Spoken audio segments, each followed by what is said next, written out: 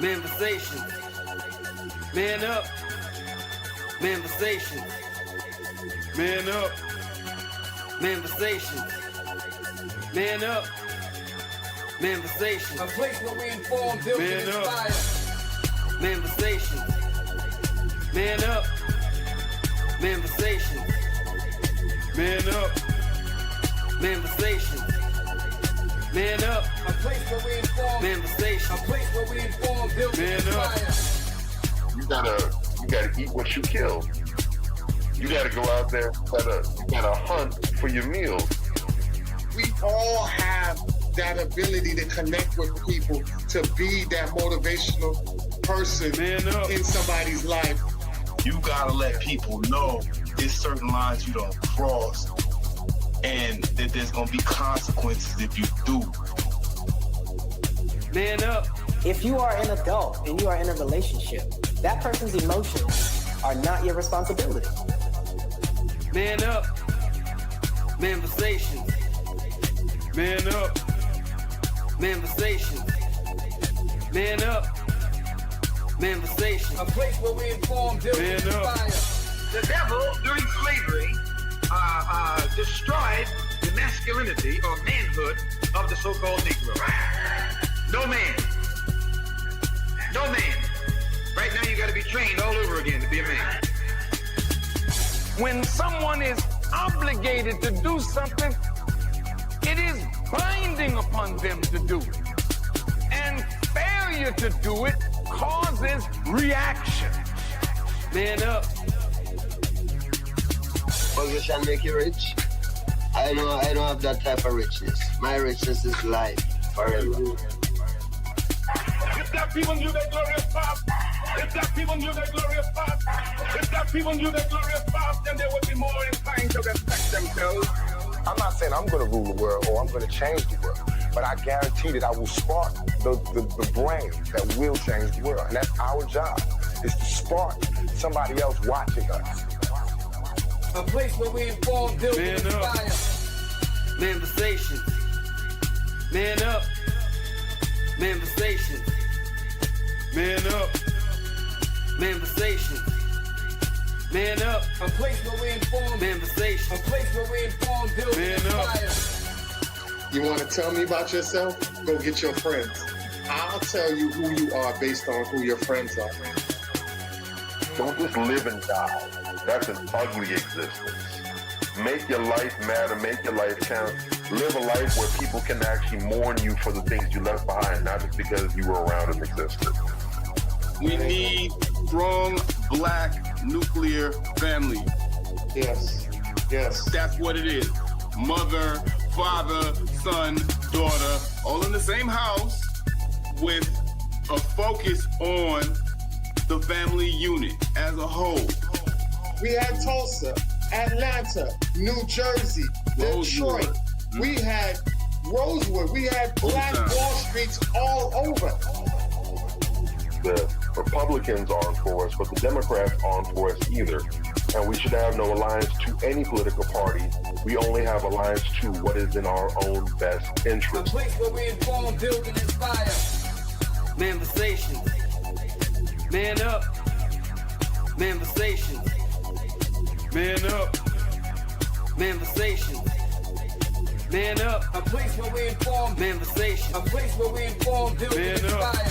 At the end of the day, as men in the community, we must stand together and be counted, because people look to us for guidance, leadership, and protection. And if we are not about that business, we are not on our job. Here we have grown-ass man conversations in the spirit of that purpose. Anthony Malcolm, Bobby Drake, Major Gage. We are. This is Manifestations 2020. Manifestation. Man up. Manifestation. A place where we inform, build, and inspire.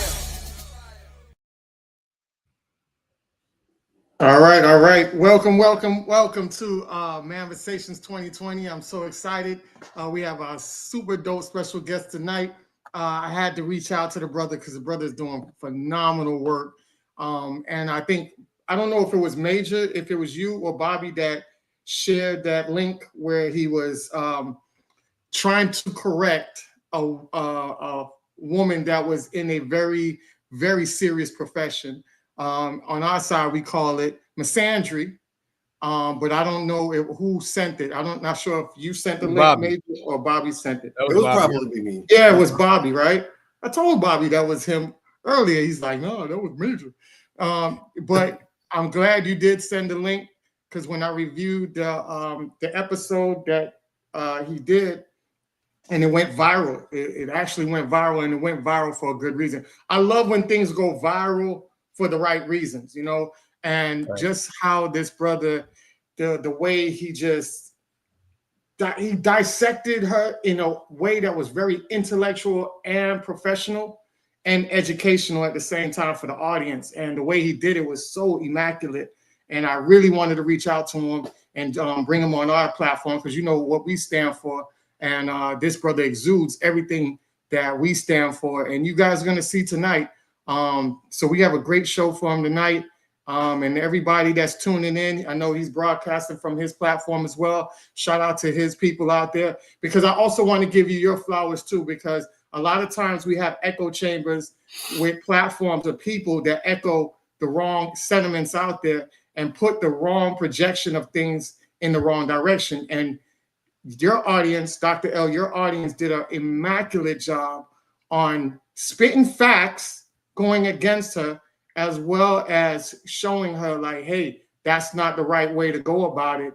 And if you still are pursuing that way and we're giving you all the facts, then really you shouldn't be in the profession you are, trying to heal people, because you in reality need to be healed on a serious level. So we're definitely going to dial down into that. You guys are definitely going to see what I'm talking about in a few, but I want all the fellas, Major and Drake, if you guys have something to say before we dissect tonight's show tonight. I mean, look, man, I'm just excited that the brother's here. I've heard so many good things. I want to see, I want to see what's up. I want to open up the gift. You know what I'm saying? So like, that's what I'm talking about. I mean, and I just want to put it out there how important it is that we people who are on a like-minded wavelength co-sign each other. We have ignorance run amok out here. You can turn on any podcast and hear any type of slackness about anything that's bad for the community all day long. But the brothers who are thoughtful and the brothers who are speaking life into our people are few and far between. So I'm really, really excited about this. Shout out to you, brother. I'm ready to just to get some good game today. Let you cook, man. Yay. All right, Bobby, you got anything you want to say? You said it perfectly. You nailed it to the cross. The reality is, at this point in time, there's a tremendous amount of labor that is to be done. Not nearly enough field hands out there in the trenches, pulling weeds, hoeing, planting crops. It's really literally all hands and feet and elbows and knees and teeth and whatever limbs and body parts you can spare and imagine, all of that on deck. So anytime we see fellow workers in the vineyard putting in that good work, tilling that soil, dropping down good seed, harvesting solid crops, definitely want to go ahead and make sure that we salute and tip our hats to those people. And, this needs to be an ecosystem. When it comes to the dysfunction, there's no shortage of avenues for that. They're all over the place. They're getting monetized. They're getting platforms. They're doing tours. They're going all over. They're going viral in places that don't even speak English. So it goes far, it goes wide, and it leaves a massive impact.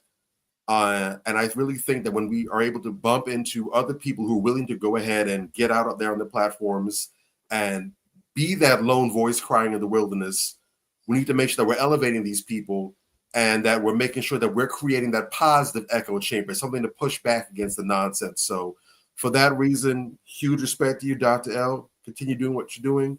We're looking forward to hearing from you and sharing time and airspace with you tonight. And I truly hope that your platform and your voice is elevated and expanded and goes much further as a result of tonight, man. Thank you for sharing your time with us, brother. All right, that's what's up. So, Dr. L, we're not privy to you. I know I was privy by the clip that Bobby Drake sent over, but can you just give us a little insight to who you are, what you do, so that our audience know who you are? I'm pretty sure your audience already know your background, but if you have new members on your audience as well, maybe this could be a time where they get to know you as well. Well, thank you so much for having me. I really, really appreciate you guys have said such kind words. I certainly hope I can live up to all of that. I am Dr. L, and let's see. I started off in law enforcement. I am a retired police captain. I did 24 years in the police department here in Connecticut. As a result of me being in the police force, I really was questioning, what was going on within our community. Our arrest rates and every other sociological rates that we could look at. At the time, I was coaching kids from my police activity league. I was raising a family as well. I had kids of my own, so I wanted to have something and do something better for them and show them a different way. I wanted them to see a positive Black male in the community. Therefore, I started coaching, etc. At the same time, I went back to school, finished up my bachelor's in psychology, got a master's degree right after that in forensic psychology. And for a lot of people don't know, but forensic psychology is really the psychology and it deals with the legal system as well. It's kind of the legal system and psychology as well. So it's those two put together. So we look at, how people get into crime. We also look at how we keep them out of crime, how we reduce recidivism rates or people returning back to prison. So I was looking at all that. And of course, my community, I grew up in the hood in the city that I grew up in. I was a product of a single mother. She raised two boys. And I turned out okay. I was a police officer at the time. And so I said, let me just continue to look into this. And I just continued with that, looking into it, doing a lot of research and everything like that. And so, and then I retired from law enforcement 2019 at the rank of captain. Retired in good standing. You got to say that nowadays because people just leave and you don't know why they left. but I left in good standing. I decided it was time for me to go. When the pandemic hit next year, we had George Floyd 2020 and then the pandemic at the same time. So we were locked in for, they were talking about 2 or 3 years at the time. So I said, hey, I was originally going to go back to get a second master's degree in organizational leadership. And I said, as I'm researching, it popped up where I can get a PhD in it. So I said, let me just go ahead and get this PhD. So I went back to school during the pandemic and got a PhD in leadership with a concentration in criminal justice. And then I started a podcast called Captain Hunter's Podcast. And some of those episodes are still up on YouTube, some audio as well. And then eventually just evolved into Dr. L's podcast where I talked about male self-improvement, what we got to do in order to prove ourselves. A lot of ladies, there'll be a lot of ladies in the chat here tonight, but they want to hear a man's opinion about dating and things like that. So I kind of evolved into that as well. I also have another podcast called Dr. L's Breakdown where I'm talking more about political ideas and as well as police videos, trying to help people understand what the police can do and what the police can't do. So those two platforms are growing, and I really, really appreciate you guys having me on here. Appreciate it. And so informative and definitely love everything you do about it. You have done so far, and congratulations on obtaining your goal, which was a PhD. So many brothers, we get kicked in the dirt sometimes when we try to reach for our goals. A lot of people, they underestimate the small wins. And it's big, that's something that you felt like you went out and you could do, and you end up achieving it. So, as somebody that saw that you achieved it, definitely want to give my applause to you and for accomplishing that, because people don't understand. One thing I always talk about, especially on this platform, is that men go through so much. There's a reason why we are 3 times more likely to commit suicide. The weight that's heavily on our shoulders, it's nothing serious. I was gonna show a clip, but I was like, I didn't want to extend this conversation too far tonight. But there was, I don't know if you guys remember the lady who ended up being a man for one day, a white lady. She ended up being a man for one day, and she did not know how hard it was to be a man. And God rest her soul.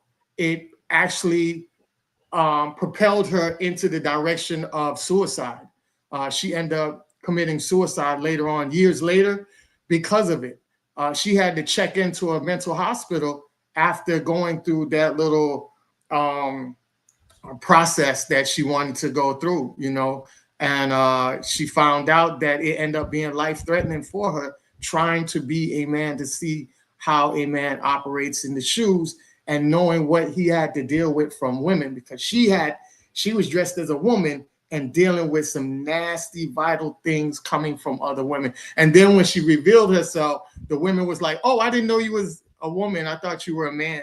Like, that would make it so much better, you know? So, you know, just knowing that men go through that is one of the reasons why we have this podcast, because we want to build the self-esteem and the self-confidence and educate both men and women, holding them both accountable and giving them good information so they can process through this world of life that is really not an easy life to live, but it is a gracious one if you know how to maneuver through it the right way.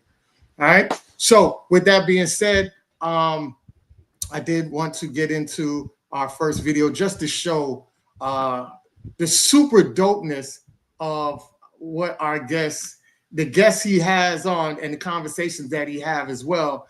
I thought this conversation was super dope, and I think it's much needed. So I'm gonna bring part of it up right now. All right, here we go. Yeah, you're really saying something here. I wanted to highlight something by Garrett, and his overall point here with this particular statement is, what in modern times are men getting in these times, right? So you said you had 3 girls. Do you have any sons? Do you have any sons? I have no sons, man. I wish I had one, but no, I don't have no sons. So what would you tell a son, your son, nephew, cousin, whatever, concerning what's going on these days in these times, right? We're talking about wrestling with masculinity, wrestling inside the relationship versus this Disney princess delusion that's going on. You know, what does the man get if he enters into these types of relationships? Most men in modern times get nothing. I mean, they get nothing but a headache, low T, and a lot of stress, and getting half of that ish taken. That's what they get, nothing. Because let me tell you something. My mom passed away, Dr. L, back in May. It was one of the most painful things in my life, man, when my mom passed. You know, I really haven't had time to fully grieve the death of my mom. But my mom was a virgin when my dad married her back in the past. She was a virgin. My grandma was a virgin. She didn't have kids. She was mostly wife ready. You know, now, you know, my dad compromised his masculinity sometimes because my mom was spoiled, you know. But that's what men got. That was the gold standard back then, Dr. L. Virgin, no kids, wife ready. And those women got with average, hardworking men. That was the gold standard back in the day in the country. Now, we know that there are situations where there were women that had kids, but you saw more of that than less of that in where I'm from, in the rural eastern part of North Carolina. Now, I raised my daughters to be chaste. As far as I know, I got a daughter that's a junior in college, and she's still a virgin. Pretty, cute. My baby girl's still a virgin, as far as I know. You know, she's an AB student, both of them good students. My oldest one, if she won't one, I know she had little bodies. You know, she rebelled a little bit because, you know, I'm a strong man, but most men are not getting anything. Nothing. They're not. Listen, I don't care if women say what they want in a relationship. A woman got a right to say, you know, I want a man to be X, Y, Z. That's a woman's right. But men got rights and needs too. And so what would I tell my son if he was trying to get a wife in modern times in relationships? This is what I would tell him. I would tell him that he should love the Lord, his God, with all his heart, mind, soul, body, and strength. That's number one. I would tell him that he cannot go into a relationship until he curate and determine what relationships, what his values are. Many men, Dr. L, now don't have a value pathway. We call that value clarification. And I tell my clients in practice all the time that your values is your mental compass. Your values is your mental compass, and your boundaries is your ship. Many times, me and myself included, we tend to minimize our boundaries and our values for the sake of peace, but that causes a lot of problems. The third thing I would tell my son is that he put his purpose above everything. nothing supersedes his purpose. It's God, his purpose, and then his woman, because his woman was made to support him. And so if a woman is being a man's cheerleader and supporting him and helping him meet his mission, that woman will automatically be successful and great. She's going to be successful and great because what I've learned also, Dr. L, in relationships, human beings by nature want to take the path of least resistance. You don't change behavior by placating to bad behavior. But in relationships where you make a woman earn that relationship, then she'll respect you more, especially if you are her select choice.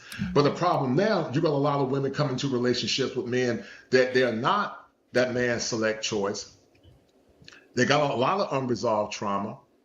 And by the time they get with that man, you know, he's just a holdover, a placard, until she get tired and she's ready to divorce him and move over to the next man. So number one, put God first, put his purpose second, affirm his values, and also stand on masculine principles and virtues and be unwavering in his convictions and confront bad behavior. Don't run away from it, confront it, and more or less establish your paradigm, establish your kingdom rules before you start any relationship with a woman. That's what I would tell my son. I thought that was super, super dope breakdown. And then you had something to add after that. And I wanted, because you were on here, I didn't want to record your part, but you had something to add on to that I thought was very powerful. So you can go ahead if you remember what you had said that time. I think you also said you had told your daughter some words of advice before she left as well. I remember saying that, but I don't remember exactly what I told her. Okay. But we have, you know, I have a very good relationship with my kids. So I'm constantly trying to tell them how to navigate and move in this world. I tell my son what to expect of a woman, and I tell my daughter what to expect of a man. And, you know, my son, and I just found out I have two stepsons as well. And one of them pays attention. He actually wants to come on one day. Nice. Yeah. So we may end up chopping it up, but I try to give them game. I try to give them the game that I didn't have. Again, I was a product of a single mother, but I did have good, strong uncles. I went to the boys club. I grew up at the boys club from the time I was about 10 or 11 until I was 18. Every summer, my mother put us in summer camp where we had some good, strong male counselors, etc. It was a day camp, but it wasn't the overnight type of camp. So my mother did the best she could to keep us out the streets. And so I try to give whatever game that I have, I try to give that to them. Now, a lot of things I didn't learn. I grew up in church, so we were in church service all the time. So we weren't out in the streets, you know, trying to get with the women. We try to get with the women in church. So a lot of things worked, a lot of things didn't work. So, what I tell my daughter is, you know, she has to find. I think it's very important for a girl to know who she is as well, and what she's going to tolerate and what she's going to expect. I'm sure we're going to get into it a little bit later, you know, with a certain doctor if we get there. But I think that a lot of women have been hurt, and I think that a lot of women have been hurt and let down by the men in their life, whether it's a father, a stepfather, an uncle, who should have been there in some protective form or fashion, and were not. And I'm hearing that, I'm seeing that, and they're lashing out on all Black men, and that is unfortunate. And that's one thing that I really want to be, again, you know, why I entered into coaching with little kids is because I want them to see a strong, positive male role model, Black male role model in particular. And so I'm trying to be that even now in this YouTube space. It's just someone who's positive, just someone who's real and authentic with real credentials, a real personality, who's really been through some things. I was divorced twice. I raised my kids. I stayed in their life. I went through trials and tribulations. I went through a lot of life experiences. You know, obviously on the PD, I went through a lot as well. So I want to be there for them. And if I can be there for people on the internet as well, then I'll do that as well. Oh, well said. Yes, I totally agree with you on that. Fellas, you wanted to chime in on what you heard on the clip? I can't hear you. Oh, you're muted. You muted yourself. My bad. I thought it was extremely powerful. That's what we need out here. You know, it really, really hits home when I hear brothers correctly, because everybody has, it seems like when you go online, everybody's a dating relationship expert, right? But when brothers correctly articulate the steps that you need to take, that's everything. you know, and in particular, when he says, hey, stand by your principles, your values. Your values are everything. Without them, you have nothing, you know, and make sure that you know, communicate what those values are to the young lady that you're pursuing, you know, that because even if you do have a set of values and you don't communicate them well, she doesn't really understand what's going on. And you're just on a fast trip to nowhere. You know what I'm saying? And the most important thing when he talked about being, what does Black Authority always say? Uncompromising. Now, that doesn't mean you can't listen. You know what I mean? And that doesn't mean that you can't take some advice, whatever the case may be, but being to the point where, you know, you have boundaries, they're clearly defined, and you just can't cross them. I say in the intro to the show, you have to have boundaries. And you have to let people know, you know, that if they cross them, there'll be consequences. And, you know, that's just very, very important, because if I find with a lot of the people that I talk to that are in these dating relationship issues, they started wrong. I'm writing a book on the very vetting process, you know. They started off wrong. And when you start off wrong and you don't communicate what needs to be said, it's just a mess. And, you know, when we're already in crisis mode as far as dating and relationships are concerned, we don't need any more mess. So I thought that what that brother said was spot on, is extraordinarily useful, and I just want to send a salute to you guys for putting that out there, because a lot of times when you see these dating and relationship podcasts or whatever, everything is sensationalized, but seldom is the information useful. And I think that information you gave is something that people can apply to their lives tomorrow and see a difference if they're having problems out here. Yeah, I think that here's something that people may not have realized, right? So when I'm, you know, when I'm in your guys' position, right, I'm hosting a show or whatever, I got to read through the comments, make sure they're appropriate. I got to put them on stage. And so sometimes I can't really pay attention. I'm paying attention, but I can't really get to really digest what they were saying. But I always go back and watch it. And I thought the kosher clinician really, really brought some heavy game. I really thought he really brought some heavy game and for me rewatching it. And so, yeah, so being uncompromising. So again, I grew up in church, right? Yeah. And it's important to have some type of grounding. It's important to have some type of anchor to you, some foundation, that will hold you and that you will keep and abide by principles. And if you don't have those principles, then you'll have nothing later on in life. There is a lady, I talked about it before, Barbara Sizemore. Her YouTube is still up. This video is still up on YouTube. And I can't remember the exact name of it, but anyways, by a lady whose name is Barbara Sizemore. And she talked about because Black people haven't held on to because Black people haven't saved their culture can't save them or won't save them. So what she meant by that, because people have lost whatever way that is, whatever foundation, whatever truth, and because we have given that up culturally, maybe not individually, but culturally, we have nothing. These younger generations have nothing and no one to hold on to that's going to correct them, an inner voice to say, now you know that was wrong, you know you shouldn't have did that, you know you should go home, right? So that type of inner voice, that type of inner working is essential to keep people. And again, my pastor of the church, we used to always go through that.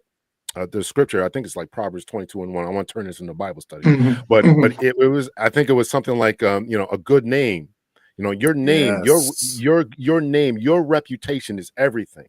And I kept that. I was a young guy, and then I joined the PD when I was 22, and I always kept was in the back of my mind whenever I was doing anything. You hear different things and all that kind of stuff, but none of that was going around me.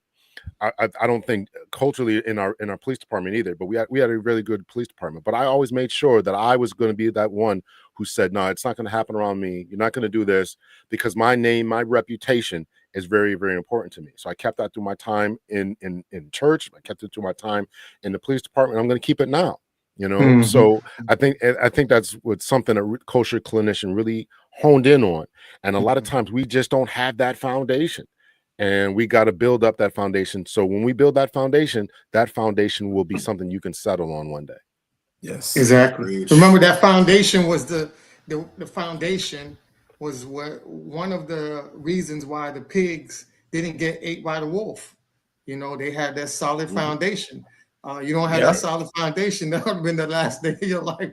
So you have to take the little things that the little gems they put in cartoons and things like that we grew up with. It really come back as solid advice later on down the road. But go ahead, Bobby. I know you wanted to chop it up on what you just saw. No, there was a lot of great insight that the kosher clinician gave. I'm very much in the habit of not messing with the well-made meal. That's already Michelin tier. The only little bit of parsley I would sprinkle on top with a little green onions I put on top would be, in addition to what he said, you definitely want to make sure that you understand that we are looked towards for leadership, right? Whether or not that's expressed overtly or subtly, we are looked at for leadership. No woman who's with a man that she actually likes and admires and respects, and that's a big thing all by itself, but no woman who's with a man that she actually admires, likes, and respects wants to be taking charge in the relationship. She wants to be taken on the journey with you. And one of the disconnects that we have, because we so often see women in relationships with the stereotypical bad boys, right? And these abusive men. And one of the things that causes everybody, man and woman alike, to just sit there and just scratch their heads like, huh? Is how these women will be so doggedly loyal and attached to these men. He'll be the biggest cheater. He'll be the biggest, he'll be the poster boy for infidelity, be the most abusive man out there. And no matter what, she's locked right in there with him. And it takes nearly an act of God to peel her away from him.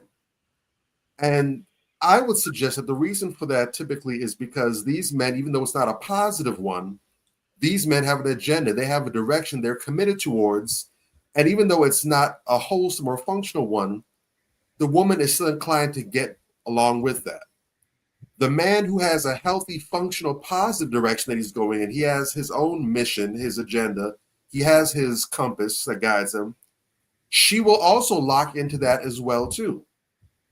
But because I believe most commonly we're more accustomed to seeing the unhealthy men that have that direction, that's typically where we see the woman lock into that as well. But there are women out there, there are men that have that solid direction.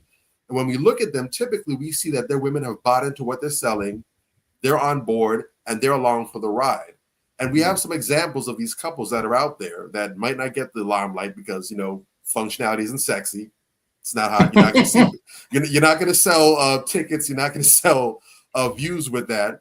But it's functional, stable, and it works. So we have to, like you mentioned, have that true north, that foundation that has us locked in. And once we're there, we need to make sure that we don't lose that why. Because that's something that also happens with men. We get comfortable, complacent. We have the wife, we have the kids, career's going solid. We just get complacent and we don't keep that grip or that grasp on our why as much as we should. And because of that, we take a foot off the gas pedal. We get laxed. She feels that. She responds to that. And then what happens is we end up causing everything to unravel because we believe that it's supposed to be stationary. It's not. You have to be active in maintaining the relationship, active in maintaining your principles and goals. You have to fight for it every single day when you wake up. And just like with marriage, you have to choose every day, I'm still committed to my commitment. I'm still committed to my purpose. I have to remain entrenched in that, and I can't let go of it for any reason. If anything, I got to pour more on the fire. I can't take the kindling off. Well said. Wow. Well said. Yeah. Yeah. Definitely. Yeah. All right. So with that being said, that one kind of leads into what I wanted to talk about. This.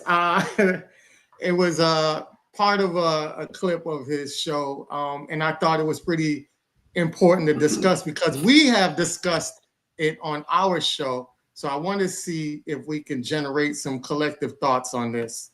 So here we go. Okay, Joe Jackson. All right, here we go. Listen, this is what we can do. We can all make this official and have a trifecta wedding.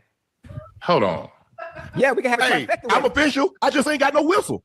You know what I'm saying? Joe Johnson. Okay, I'm Joe good. Johnson. Yeah, we back. We Joe Johnson. Okay. back. I Hey, like. probably watching. Yeah. Okay. All right. I'll get you.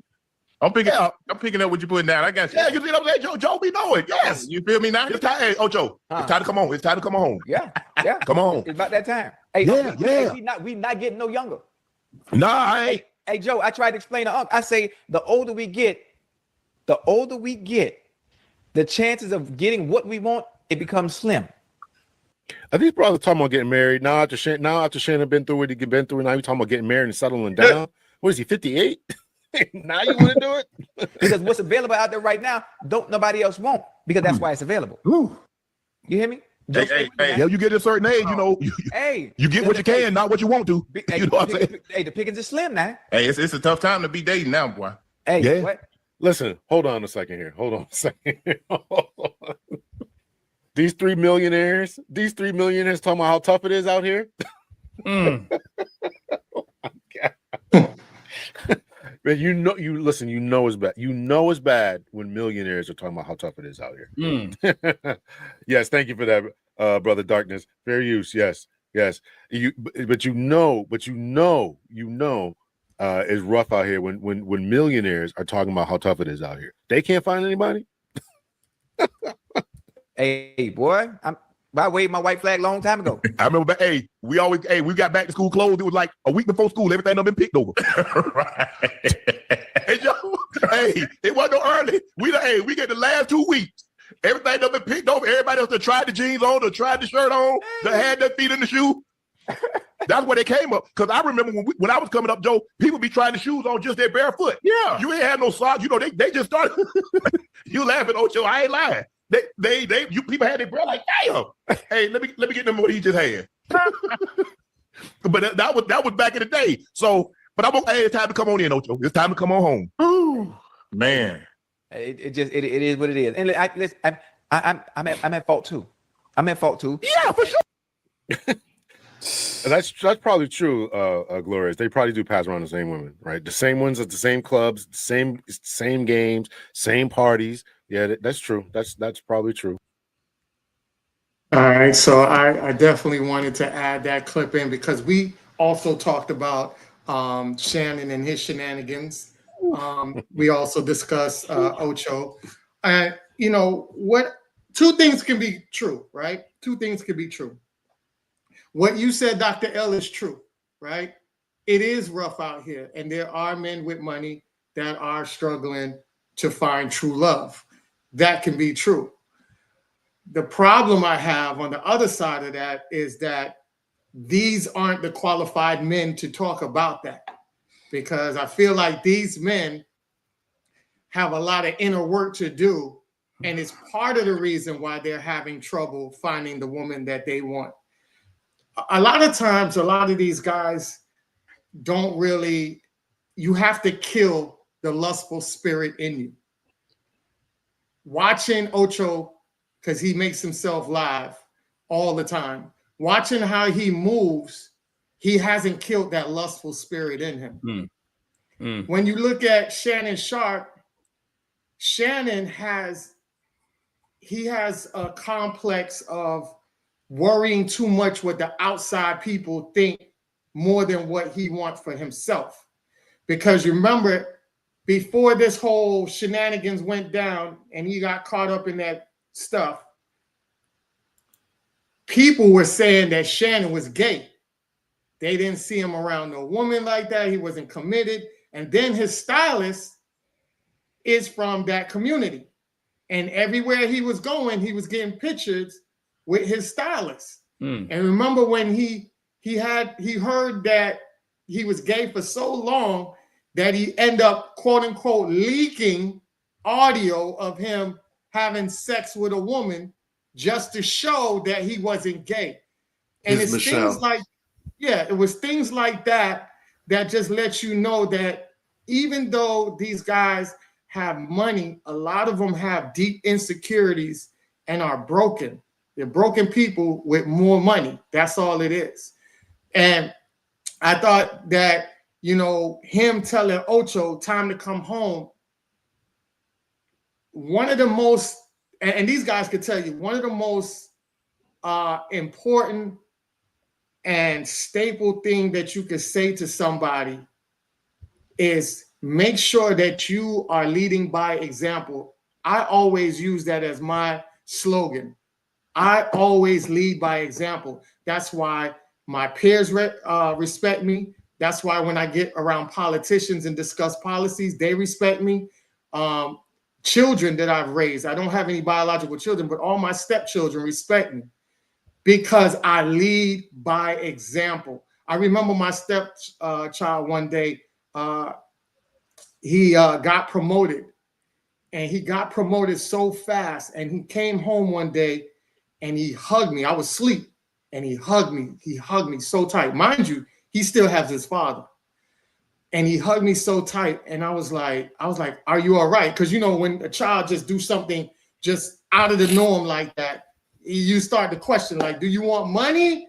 Do you have a problem? Something like that in that effect. And he said, no, I just want to thank you for being you. It's every day you woke up. I saw you with my mom. You woke up every day. You went out there. You went to work, come home, never complained. You made sure food was on the table, and you helped us out as much as you can. And I appreciate that. I watch that. And I always tell people that children are always watching. So be mindful of what you do. But if you stand on principle and you lead by example, you don't have to worry about eyes that's watching you that you don't see watching you, because you're doing the right thing. They're watching and observing the right thing go on. So he ended up getting promoted. He got the job at a fast food joint, and he ended up getting promoted within 3 months. And it was the fastest at that job to be promoted that fast. And the manager thanked me like, hey, how his work ethic is just off the chain. And just hearing that, even as a step parent, you got to be proud about that. You have to kind of pat yourself on the back, on the back, even though nobody else does it, because you are a part of transforming this young man into being an adult and being a successful adult in society, and understanding how to go about it in a strategic way to move up that ladder so you can end up earning the money that you deserve to earn. So I just wanted to point that out because I felt like it's very important for people to know that you have to lead by example before you can tell somebody else. Because if not, you're going to say something and it can be 100% true, but people are going to point back at you and say, okay, what about that stuff you got back there in the closet? You telling me to do this, but hey, what's that hanging out your closet? And now you looking silly because you have to address the closet now because they don't put it on Front Street. Now you stuck in a rock and a hard place. So that's why you always got to do your best. You're not perfect, but do your best to lead by example, especially if you're out here trying to educate people and send them in the right direction. And I land my plane on that. Yeah. So these brothers, man, they are obviously in a different place than many of us, obviously, right? So just think about the life of these professional athletes, right? From the time that they were in high school, they didn't have to work very hard for anything. Women were throwing themselves at them. Teachers in school were probably giving them straight A's. So there's a lot of self-development that I would assume that they didn't do a lot of times. Now, given a lot of them also were probably raised in single parent homes, right? We all love those stories. We didn't have anything as Shannon Sharp was saying, we had to try on these different clothes, and talked about his poor. I think he grew up in Louisiana or something like that. I heard him talking about it one time. So they grew up with all these different impediments a lot of times. And so when they come to get power, they haven't done any self-development. They don't have this anchor that we talked about before, that foundation. Call it what you want. They don't have that. Not all of them, but we can just kind of summarize here. And so this is what they're wrestling with. So they make these terrible decisions when financially, with women, And so those things come back to bite them later on. And I know a couple of professional athletes, and they've gone through similar things like this. So it can't be, I don't ever want to, kind of dump on them for that, but it just shows that inner work and inner development is essential to becoming the whole you.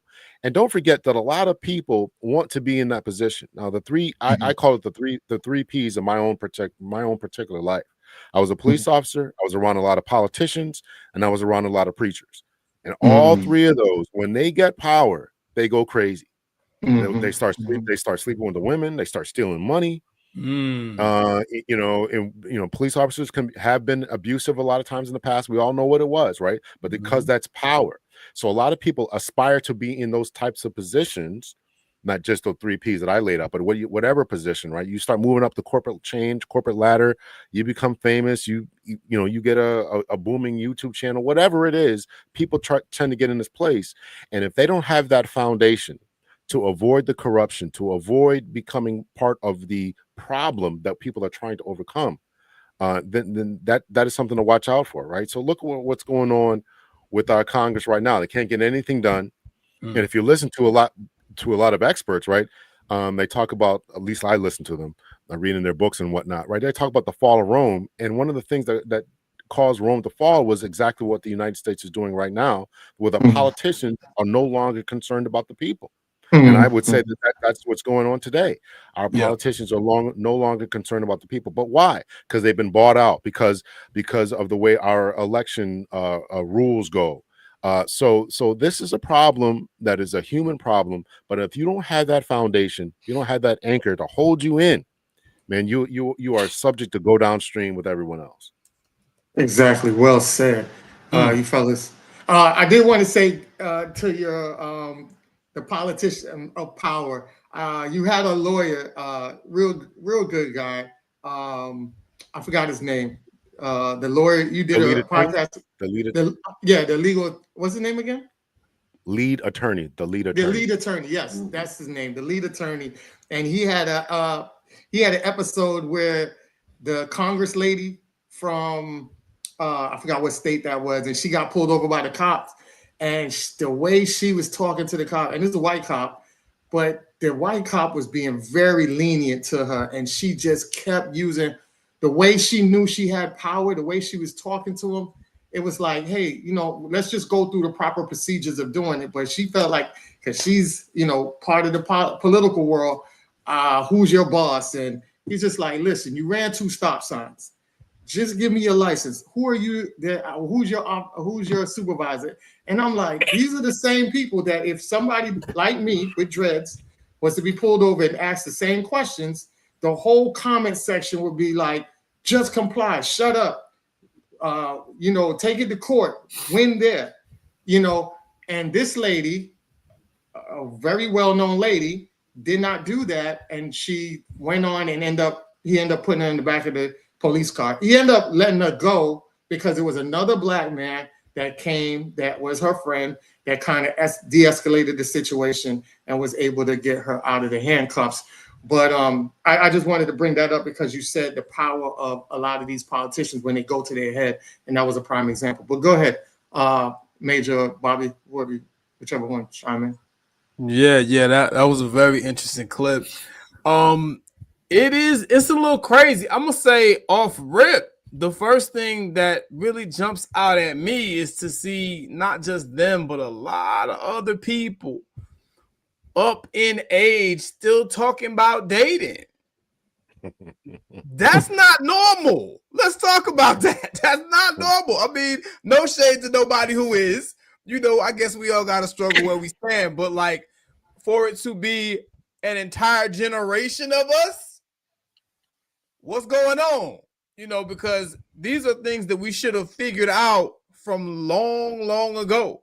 So if we're still in our mid-30s, late 30s, mid-40s, early 50s out here talking about dating, what is it that we missed from back when, that we're still trying to find? Like Shannon Sharp trying to tell another man to come home in any capacity or give any type of dating advice to me is laughable.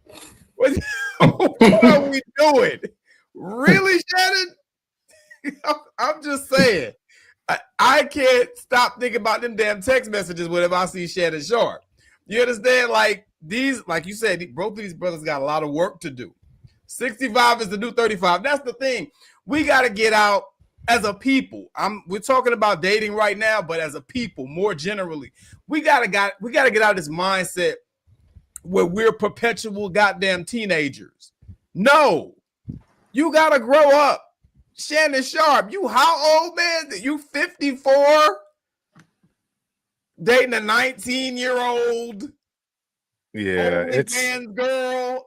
You're a Hall of Fame athlete dating a 19-year-old OnlyFans girl. Bro, you should just be quiet whenever it comes to relationships, point blank. You know, and the thing is, money, I know you mentioned money in there, and yeah, it's kind of crazy. I've been around a lot of professional athletes as well. I was a club promoter for a few years, and when you start talking to these guys, you find out they're just like you. In fact, a lot of times they're a couple ticks beneath where you are intellectually or socially. Because, you know, I'm a club promoter. I'm doing what I do. I introduce people. I make the club a nice and fun environment.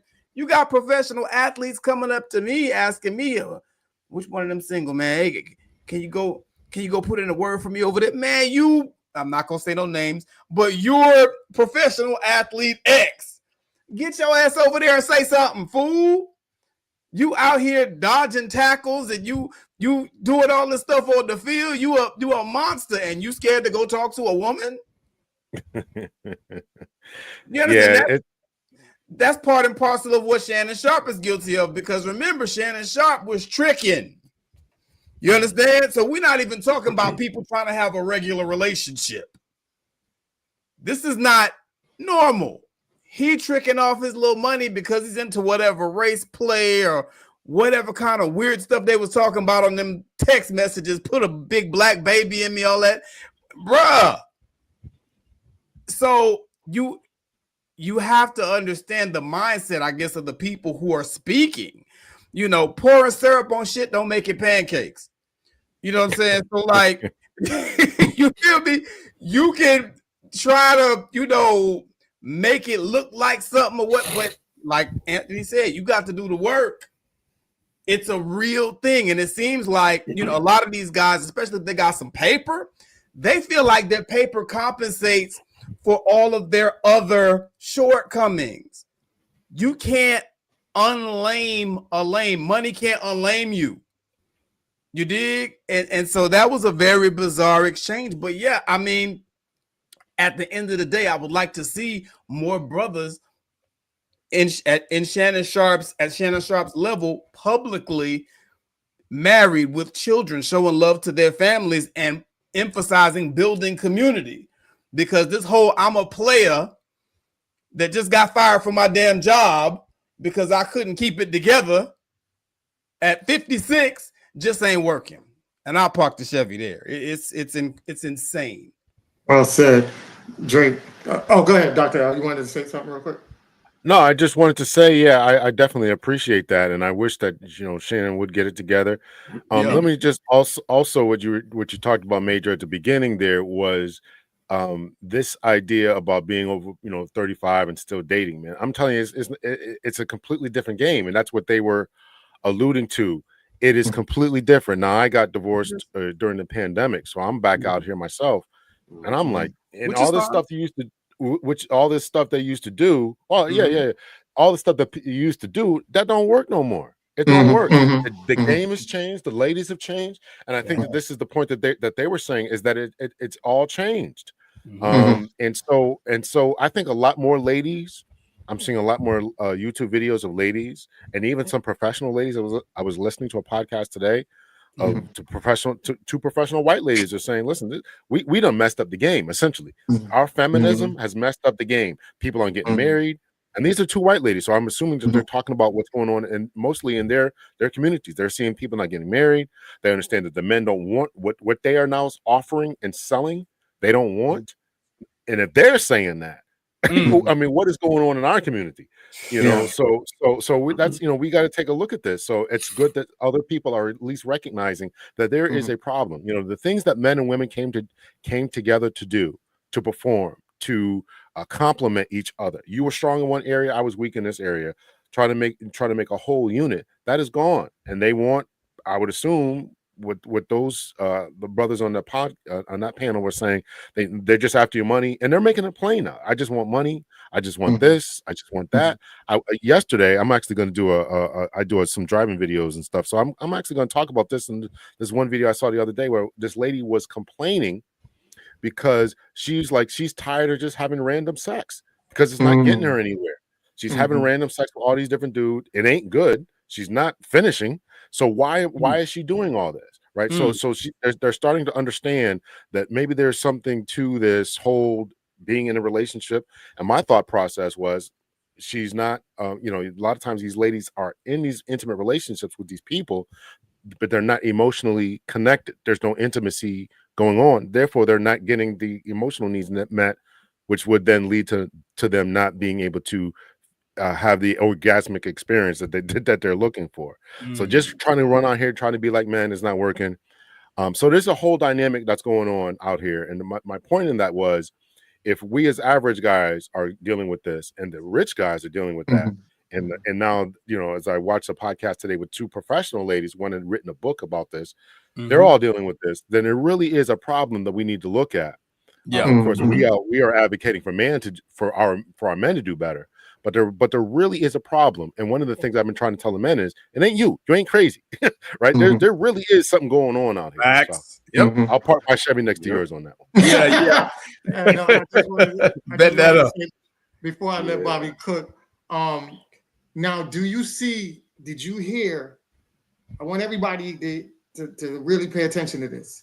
Did you hear how Dr. L explained that his situation of how he's out there, you know, and it's hard for him versus Shannon Sharp and Ocho?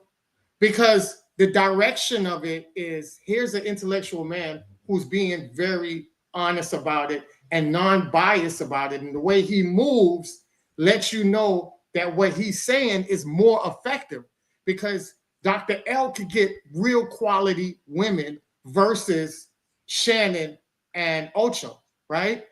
But when Ocho and Shannon are saying something like that, it's not going to be perceived the same way as Dr. L saying it, because everybody's looking like, well, you've been chasing the bimbos and the supermodels. Nice. So how are you going to say that it's hard for you? You haven't even put forth of a quality woman out there.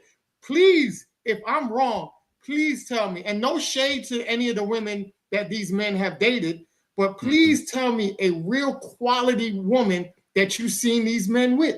I can tell you that Dr. L probably been with more quality women than these guys have been in their lifetime. And that's no shade. I'm just saying how you perceive things based on who the person is. And it has nothing to do with educational level or anything like that. It's how you move as a man. Let me tell you something. And I've talked about this, and I'm gonna make this real quick because I know Bobby's about to flame it up and do his thing, his hibachi thing, right? But I'm gonna tell you like this. When you look at from the aspects of how it is out here, that people have to realize that when you're connecting with people, you have to connect on the level that is far more surpass what is the norm of what other people are connecting on. And people don't really understand that how you move as a man. Basically, what I'm saying is, when a woman comes in a room, a certain woman comes in a room, if she's a woman that demands presence, it will be known the minute that door opens. And I've talked about this. And even Charleston White, people don't like Charleston White, but even Charleston White talks about this. And I've talked about this because I personally seen it. There's certain women that come in the room and you could be the dustiest dude. You will dust yourself off real quick, present yourself, hold your shirt up, button it up, And that lady ain't say nothing, not one word. Because when you look at her, you know this lady don't play. You know that you got to come with respect. And everything that your mother taught you, you were ready to present it to this lady like, yes, ma'am. You run into the door to open the door for her. You don't know her from a can of paint. But there's just certain women that just demands that. And it's certain men that demand that the way they walk in the room as well. There's men that walk in the room and other men just waiting for them to speak. I remember I was, and this one of the guys that I wanted to bring on the show, his name was conference one day. He didn't say nothing. He just walked up to the stage and the room just went quiet, right? And he didn't say nothing for a while. And everybody's looking at him. And it's just to show that the demand of who you are, the way you move, the room moves with the way that you're projecting. So I just wanted to say that real quick. I know you're going to chop it up, Bobby. Go ahead. I'll pass it over to you. No, a lot of great, valuable gems being tossed out. For those watching, if you haven't figured it out by now, basically what's happened is we all took out our little pickaxes, and there's this really nice gem mine behind us. And for your pleasure, we've been chipping away and digging out and getting all the jewels out for you all. So I really hope that a lot of people are benefiting from the great game that's being bestowed out to the people of this evening. This is really solid. Dr. L, I have great respect for you, solid brother. But in the interest of my privacy and my personal freedoms, I'm going to humbly request that you please take your listening devices out of my home and out of my vehicle. I trust you. I believe you're a good brother. I'm pretty sure, even with the law enforcement background, you're not going to, try to, expose my secrets or turn me in anywhere. But I would really appreciate if you just get little bugs from my lamp or my ceiling fan or wherever you got them stashed, because I must say that whole breakdown about celebrities and athletes at least maybe once a week. I think I was just talking about this last week on the show, in fact. Because of these athletes, these entertainers, but specifically the athletes, right? Because you have a lot of entertainers that break into the business in their adult years. They might go the starving artist route and wait tables and just do gigs in their adult years. But with most of the professional athletes, especially today, they were basically on a professional track from their early years. I remember Antonio Cromartie said on his reality show a while back that he basically was a professional football player from the age of 5 years old, because it was his dream to play football from 5 years old. And every time he put on his pads and helmet from childhood, he was playing and working with the objective of making it to the pro leagues. So when he retired, I think it was like 26 or 27 when he retired, he's like, I might be young, but I basically lived a whole lifetime playing this game. So as soon as these athletes, as soon as it was clear that this person has a real shot at making it to somebody's professional league before they even touched puberty, they were getting attention from the opposite sex. They were in junior high, they were in high school, they had girls coming to them, taking the initiative, taking the lead, faking interest in them, listening to them, hoping to get chosen at that stage when all the rest of us had to get it out the mud. So when they're adults, and that's the experience that you spoke to, Major, they're coming to you, someone whose livelihood comes down to being able to read the room, understand the psychology of people, who had to get your skills about the mud. You didn't have that handed to you on a silver platter. They don't have those skills. They might know how to, catch a pass from 60 yards out. They might know how to, throw a perfect spiral touchdown pass. They might know how to read defenses and pick them apart. But when it comes to, I'm Mitch, what's your name? They don't have those skills because they've never had to work at that. And so that's why I have some level of grace when I see these athletes, even Shannon Sharp's getting played, because Shannon Sharp at age 60, I know for a fact he does not have the interpersonal skills of a young man who is 19, 20 years old, who doesn't have the benefit of getting multi-million dollars on a regular basis.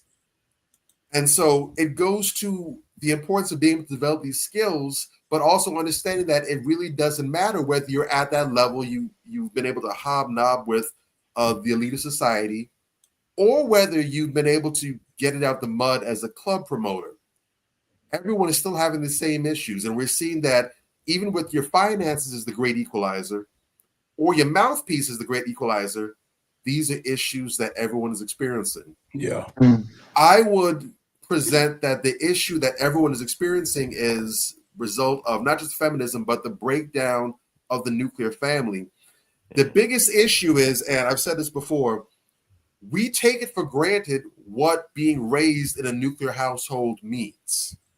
When it comes to dating, interpersonal skills with the opposite sex, both male and female, what happens is we have the benefit, and unfortunately these days it's a luxury, of sitting in a minimum 20-year internship. You get to sit at the feet of your father, the feet of your mother, and you literally 24/7, it's like a nonstop reality show. You have the pleasure of being able to watch your parents engage with one another. So you see the highs, the lows. You see mom and dad when they're on the best of terms with each other. You see them when they're having their little fights and tussles, even when they try to keep it from the kids. Yeah. You see when mom and dad got the cold shoulder with one another. You see when they're making up with one another. You see the romance. You see the partnership. You see what it takes to make a relationship work, even if you're not conscious of it. And so when you go out into the world, you have this 2 decades of experience, this weapons cache in your arsenal to call from. And so it's more normal to be able to interact with men and with women. The problem is, because now these homes have become rare or less common, you're now out here with bad information or no information at all. So you're trying to make it work with people, and you have fairy tales or you have media information as your primary source of how relationships work, and it's not working.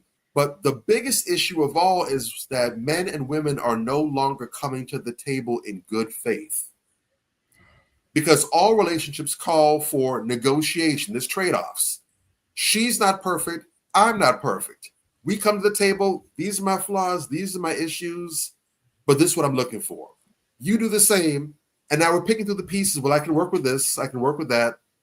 Don't care for that too much. Okay, this is what I have. What do you have? Okay, well, I hate when you do that. I really love this. I'm on the fence about this. This is what I have. Okay, this is where we're coming from. Can we make this work? But too often we find that people are coming to the table and saying, this is what I want. It's my way or the highway. And they're not even presenting their shortcomings. They're not even presenting what their drawbacks are. It's just, you have to meet everything that I desire, and I'm not concerned about trying to meet you where you are. And it's utterly impossible to have functional, healthy relationships when that's the mindset, when it's all about what can you do for me? And there's no servant mindset of, well, how can I serve you? What can I do to help or complement you? Mm-hmm. And that's the biggest issue. So when you have people that don't have that background of what functional relationships look like, bringing their delusions to the table and saying, well, you must meet my delusions, then it's no wonder you have people who are well in their 70s and their 80s talking about, well, they're stuck here in the dating scene. How can it be anything other than that, realistically speaking? And well, I don't have this Chevy, but I'm gonna park my ATV. My Chevy's in the shop right now.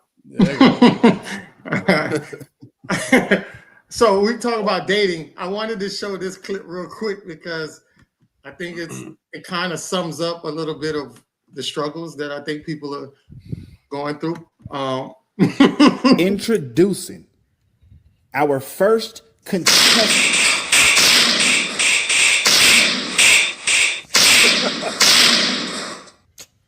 Y'all ain't even see me yet. Okay, let's go to this first young lady. Excuse me, ma'am. Why did you pop your balloon?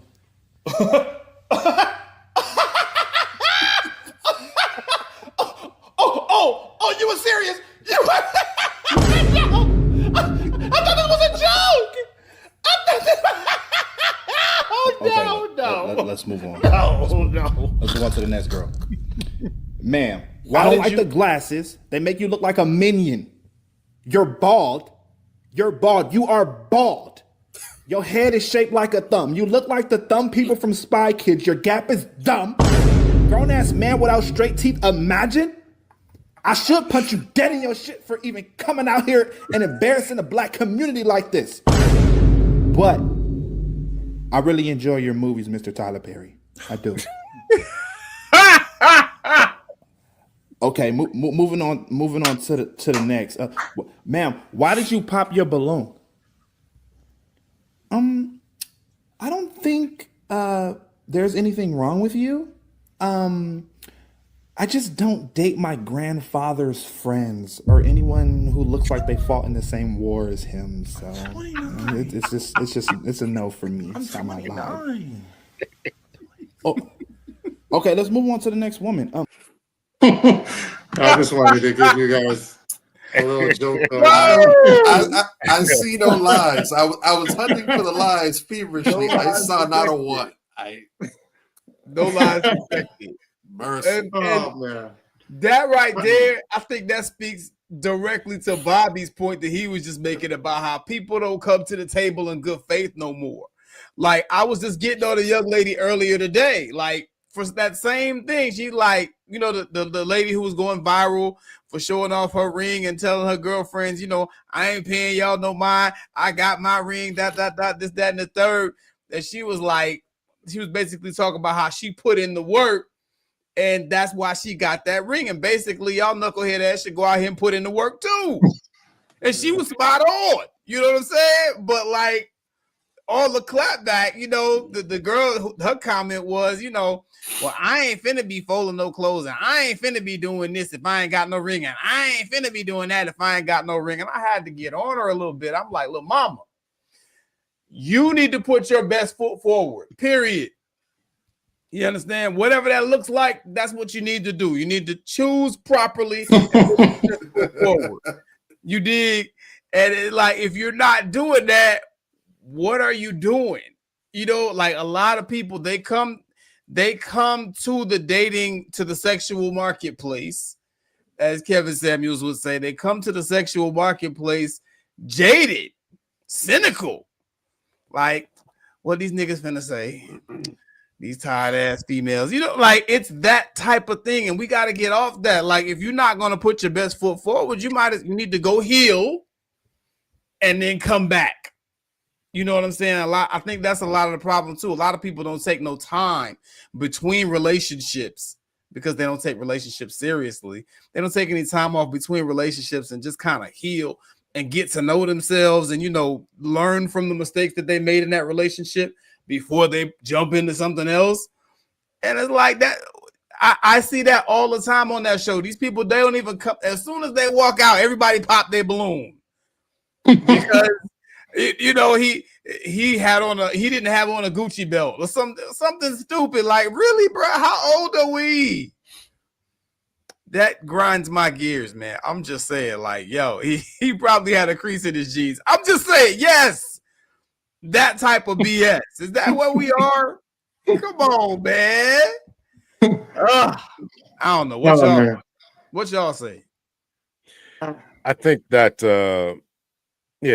I think the environment has really messed up people's heads, and they they go up there for clout. I mean, they're on the internet for clout. They're on the internet to gain followers, to their 10 minutes of fame or whatever. It's a plague, it's a virus, it's a mind virus. You know, it's everything. And so again, from the male perspective, we got to hold our ground, right? We got to hold our ground and not watch it, not entertain it, not entertain ladies who think this way. You know, and those days are gone where a woman would get with a dude and if she didn't like the way he dressed, she would dress him the way she wanted to, right? Those days are gone. Those days are gone. And until the environment changes, it's going to continue to be that. As long as they get clicks and likes and build up their own Instagram followings, that's all they care about. I mean, there was a few. I don't know if it was a study or a couple of ladies said that. I think it was a study that they said that they would rather have, a few thousand followers who were constantly giving them validation than be in a real relationship. Yeah. So that is very telling. That is very telling as to where we are. So Yeah. it's a tough sell for us to get back to where we were. Yes. Exactly. Now that leads us to our next clip, which you guys are going to see. This to me, and it's not, you guys really have to, if you're not following Dr. L's podcast, please take the time to go subscribe now. You will see some gems on his platform, and the way he methodically handled this woman in a very professional way, and she still had a nerve to say that he was argumentative and he was looking to destroy her image, and she was mad.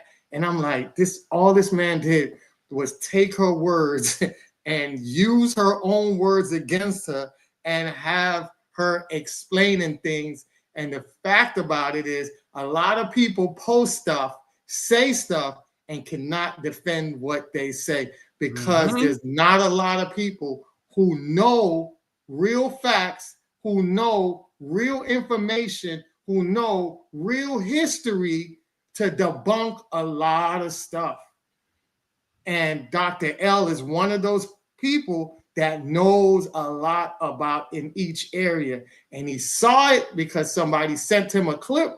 He reached out to her to have the discussion. And once she got on stage, she thought she was on a platform that was going to have an echo chamber to what she was saying, and found out the hard way that that was not a good week for her.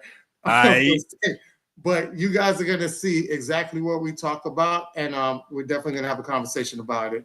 All right, so it is right here. That too is your analysis that you just said just now, and I think a little bit in the video that you said, is that there is a lack of men in the home, and I want to get to that in a minute there. In the community. And now you're saying in the community, okay.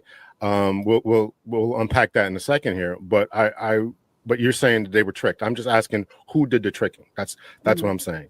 And so we acknowledge, or are you acknowledging that men are vital parts of the community for its protection, for its leadership, for stability, and that is what I'm saying. That is what I'm saying. Okay. And so therefore, men in particular have been. Women in particular, Black women in particular, have been tricked out of what you're saying, and what I had another author, Dr. Diane Stewart, on, saying that this is exactly what you said, go back to slavery, go back to the 70s, go back to the 60s, that something happened. And so therefore we're in this particular place right now. So that's kind of what you're acknowledging is that someone did the tricking. And I'm just asking you to narrow down who it was that was tricked. Was it other Black women who tricked them? Was it white women who tricked them through the feminist movement? Was it Black men who tricked them? Who tricked them into getting into this particular place? That's all I'm asking. No, I mean, we can start with the opponent, the enemy. We can start there. The enemy is always behind demonic things happening. That's one. Slavery, that's another. The 60s, the 70s, that's another. Being sexualized, music, that's another. Having to provide for oneself because the men were there was a decline. And so now there's all these independent single women. So the video wasn't to not acknowledge that other stuff. It was just to kind of motivate Black American. I'm not talking about Black women in general, just Black American women, to learn how to be more open and learn how to understand that the single rates are very high because you've been tricked into being prideful, because it doesn't matter if it's the feminist movement. It doesn't matter if we go back to slavery. It doesn't matter what we choose. You've been bamboozled, period. Well, I think I hear what you're saying, but I think it does matter, because I think that you have to identify who tricked you, why they did it, and what the plan is to do something about that tricking. I think that's the point. To be tricked is a volatile word, and it implies intention. It implies, deceit, deception, and with intention. And if somebody sets out to trick you, they're trying to get something from you. They're trying, right? You're a biblical person, right? The thief comes, but to kill, to steal, and to destroy. That's trickery. So the real trick is the devil, then, right? No, well, that's what you're saying. That's not what I'm saying. That's what you're saying. But I'm saying that somewhere along the lines there was a tricking and there was an intentional deceit. That's what I'm saying. And when I'm just trying to hone in on who did that tricking and what your plan is to do about that. So I want to move on from that particular point. So I get what you said a lot about, okay, this has happened to Black women. But then what I didn't appreciate is the attack on Black men. And I'm assuming this is what you meant when you listed off all these numbers about incarceration. I'm going to play it again, but I want to hear exactly what you said, because I want to get it correctly, and I'm going to stop it every time. Hold on, let me put that to the stage here, because I want to focus in on what you said here so we can get it right. Y'all hit the like button too. This is what the stats are showing. The lowest marital rates, the last to get married in America. Okay, so let's just stop right there. Why is it that Black women, in your opinion, and you said stats don't matter, so it's going to be your opinion, which I'm assuming you can back up with data. Why is it that Black women... Right. Why is it that Black women have the lowest rate? Why? Well, because you guys aren't marrying Black women. You guys are. You have to ask for someone's hand in marriage, right? Black American men are the least to get married amongst all cultures, amongst all Black men in general. So you guys aren't asking. So you guys aren't marriage minded. You guys don't have gurus. You guys don't have your mentors. The average Black American man does not value marriage. Listen to the music. Listen to, look at the average Black man. He's not marriage-minded. So there's more Black men who are married than there are Black women, and there's 2 million more. By a small percentage. Let me tell you what that percentage is. 30. I think it's let's see. I think let's say 37. If it's 33% of Black women in America are married, it's maybe 37% of Black American men are, but also it's showing that 21% of them are married to other. So a lot of them are not marrying Black women or not marrying at all.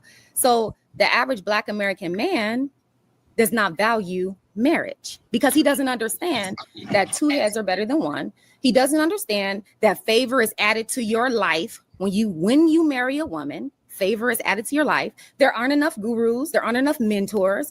And there's a lot of Black American men that would rather say, you women are the problem. Only in the Black American culture will you find men that blame women. Let me tell you something. I have X chromosomes, right? You do too, but I have XX. You have XY. I have estrogen. You have testosterone. Who's the stronger vessel? Is testosterone stronger than estrogen? Is Y chromosome stronger than the X chromosome? So then with that being said, how is it that in the Black American culture, there are cultures that are matriarch, but it's an agreed upon thing. So in this Black American culture that is matriarch, women are running the show. Women are head. Women are more educated. Women are more successful. Black American women are the highest educated group amongst all cultures and races. Why is that? And you keep saying this stuff, but none. That's not true. That's not true. Okay. I let you go. I let you go on for a little. It is true, but it's not true. It's not true. I've been through the numbers. Okay, well, they have higher education. They have higher educational rates than Black men. That's for sure. Okay. That's for sure. Black American men. That's for sure. And so, right. So this is the only group where the men blame the women. How can a woman be stronger than you as a man?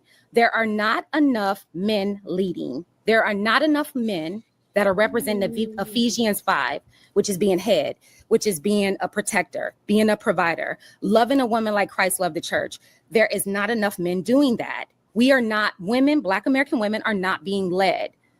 They're not being led. So they are independent, many of them. They are defended, many of them. They have a I don't need a man attitude.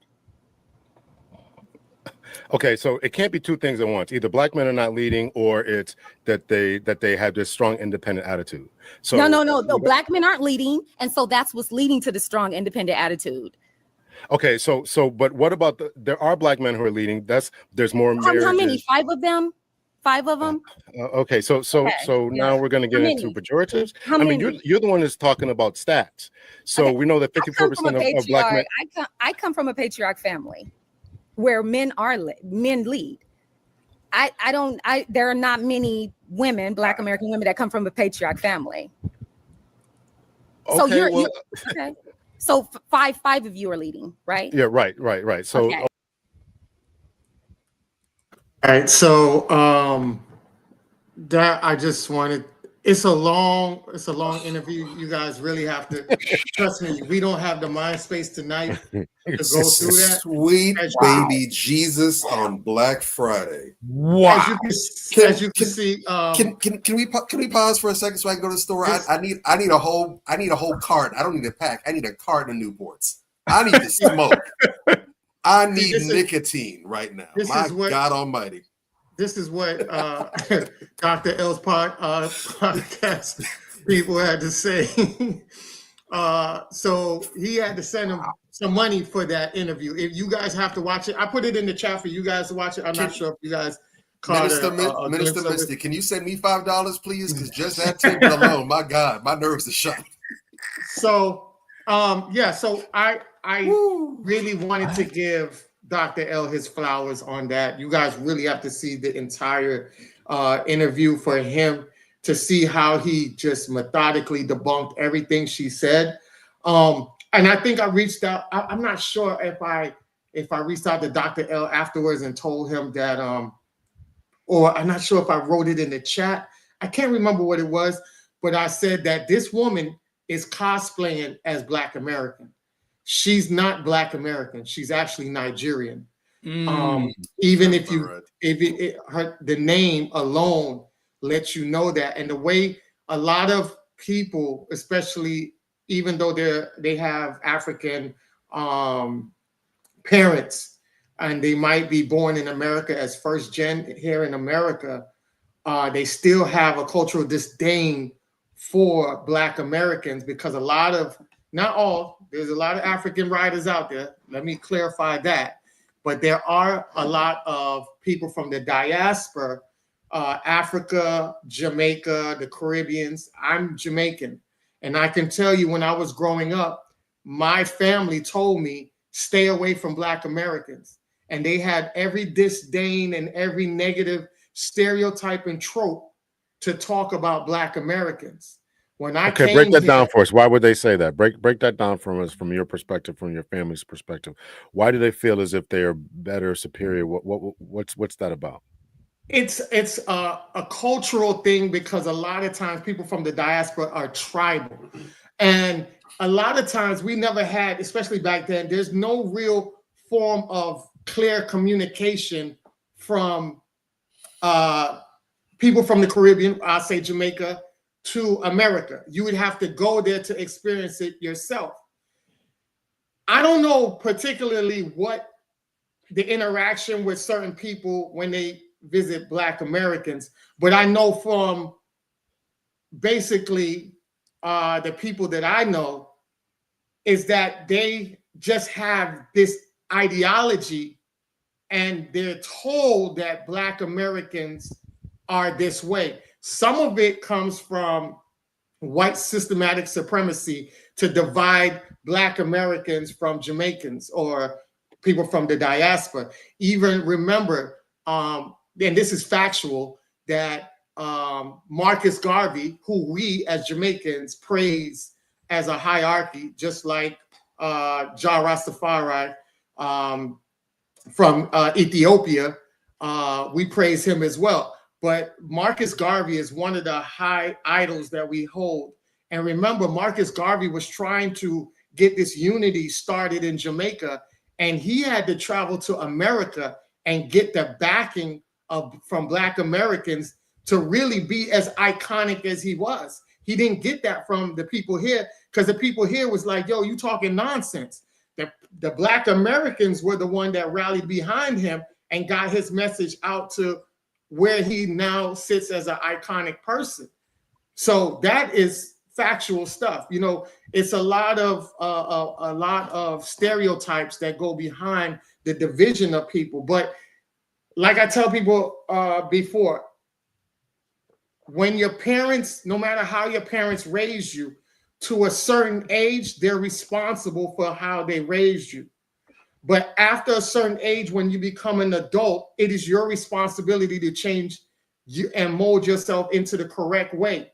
You now can't blame your parents for what they have done to you outside of the realms of not protecting you if it's something that is abusive or sexual like that. Outside of that realm, we're talking about being raised by a healthy family, but also just giving you wrong information. When you get older, you have to, I call it, unlearn to relearn the proper way in order for you to be very successful in this lifetime. So from my perspective, I see it as a lot of stereotypes that was projected onto us to tell us to be divisive and stay away from them because they're our enemy. But in reality, when I was growing up, foundational Black Americans were the ones that helped me to mold me who I am today. My thought process and everything like that is because of foundational Black Americans. I grew up in New York. It seemed like all Jamaicans, all they knew back in the day was, hey, go to New York. New York is a place to go. So I was born in New York, and my parents met in New York, both of them from Jamaica. So when I went to New York, I used to hang around a lot of guys that were considered 5%ers, or what you guys call, what they call them now, conspiracy theorists, right? So I grew up with a lot of knowledge and a lot of books. They were showing me the right way. And then that drifted off into the Nation of Islam and just getting that type of powerful knowledge in that perspective. And that helped me to understand that, yo, we're programmed to hate each other. And in reality, a lot of these Black Americans, when it comes to foreigners, they actually try to ease them into America and try to give them the comfort of being protected in the right way and not be caught up into a lot of the stuff that is very detrimental. And I don't think that part of the process is clear or is projected in that way. And that's why the continuous negativity goes on. When you look at what you call it, World Star and all these other big publicity blog sites, a lot of them are created by people from the foreign land, whether from Africa or from a Caribbean island. And you notice all they project is negative imagery on Black American folks. So they kind of perpetuate white supremacy under the guise of self-hate from their own people. And I'll land my plane on that. I don't want to go too deep into that. So from my perspective here, the conversation that I was hoping to have with Dr. Chiaku was to try to get to the numbers, try to get her to understand the numbers, number one. Number two, she and a number of videos of her, if you go to her TikTok page, has a number of videos with somewhere tricked in the title. Tricked out of this, tricked out of that. So again, I wanted to press on who tricked you, how would you get tricked, and what do you do about it? And I was hoping to really kind of settle those two things. Number one was the trick part. And number two was, okay, here are the real numbers. Okay, here are the real numbers about how many Black men are incarcerated in gangs, who has the biggest gang membership. She said gang mentality. I don't even know what that means. So I wanted to get to all of that. I wanted to, kind of dive through all that. And of course, we saw how the interview went. She got very defensive immediately. So we never got to it. And it's really unfortunate. And she, so after that particular video, I released a video saying what I wish I would have said to her and how I wanted the conversation to go is exactly what I said right now. She followed up. I don't know if she watched that video, but she followed up a couple days after that original video with an email saying don't contact her, and here are the numbers, and kind of doubling down. Then she released an audio podcast only, which was about an hour and 5 minutes, all about how the interview went. And then the halfway point, she really brought me up again. Didn't mention any stats from blackdemographics.com or from the CDC or from Pew Research or from any other reputable site, just said these numbers. And then I sent her a text saying, whatever, you can come back on, we can talk about it, whatever. And then just today, a couple of hours before we hook up here, she sends me another text message, and she sends me a video of this guy who calls himself, these are his words, from Instagram. She sent me an Instagram of a guy who calls himself the fairy godbrother, who is giving advice to women, black women. I don't know, but she says, and he's lambasting black men, and starts off with wrong information. So I'm like, okay, listen, I don't know why you would send me this. She sent me a text message. I wrote her a long email saying, I don't know why you would send me this. Essentially, you can come back on here, you can talk about it. We can go through the numbers about marriage. And this guy was saying about how marriage rates and black men don't want to get married, and same kind of spiel about all that. So, and she's like, why don't you have him on the show? I'm like, and I this is going to sound arrogant, but I promise you I'm not. John Henry Clark said, I only debate my equals. Everybody else I teach. That's what he said. So I sent that to her. I sent her the clip too. I'm not just going to have some guy who called himself the fairy god brother on his show, because I had you on because you have this moniker of doctor, and I wanted to have a conversation with you because you're supposed to know this stuff or know the numbers, and you're working somewhat close to this field as far as being a psychoanalyst. So you ought to know this. And you ought to be trying to help whatever the situation is. You're trying to help. So, and I wanted to. She sent me that today. So I responded with that email and just this, then. And I said, listen, I understand that we're probably never going to see eye to eye about this, but to send me this information that is, again, incorrect and want me to have this guy on my show, I'm not going to have him on my show. It's really disappointing that it goes down to that. Dr. Chiaku seems to me to be, I don't know if she was extremely disappointed. Again, if her parents were from Nigeria or for wherever, gets here to the U.S., hooks up with a couple of guys, and it just goes terribly, terribly wrong. That's what it seems like to me, and to a number of other people who watched the video, which, and it's unfortunate. Do we as black men need to do better? I think we can all agree that yes. Do we need to have higher marital rates? Yes. Do we need to have 66% of black men who have a child live in some type of cohabitation and or marriage with their child's mother? It's the small amount of pookies out here who are out here doing all the craziness. Do we need to raise that 66% up to 80 or 90% in line with the rest of the rest of society or the male society, at least here in America? We all agree with that yes. And I would have been willing to have that conversation, but for another sister to kick dust on us and to put out this false information was just too much for me to bear. I think I have a video dropping tomorrow morning, actually, about how I stayed calm in this. I think it's tomorrow morning, sometime this week, about how I stayed calm in that particular interview. It was frustrating. It's frustrating for me to have sisters doing this.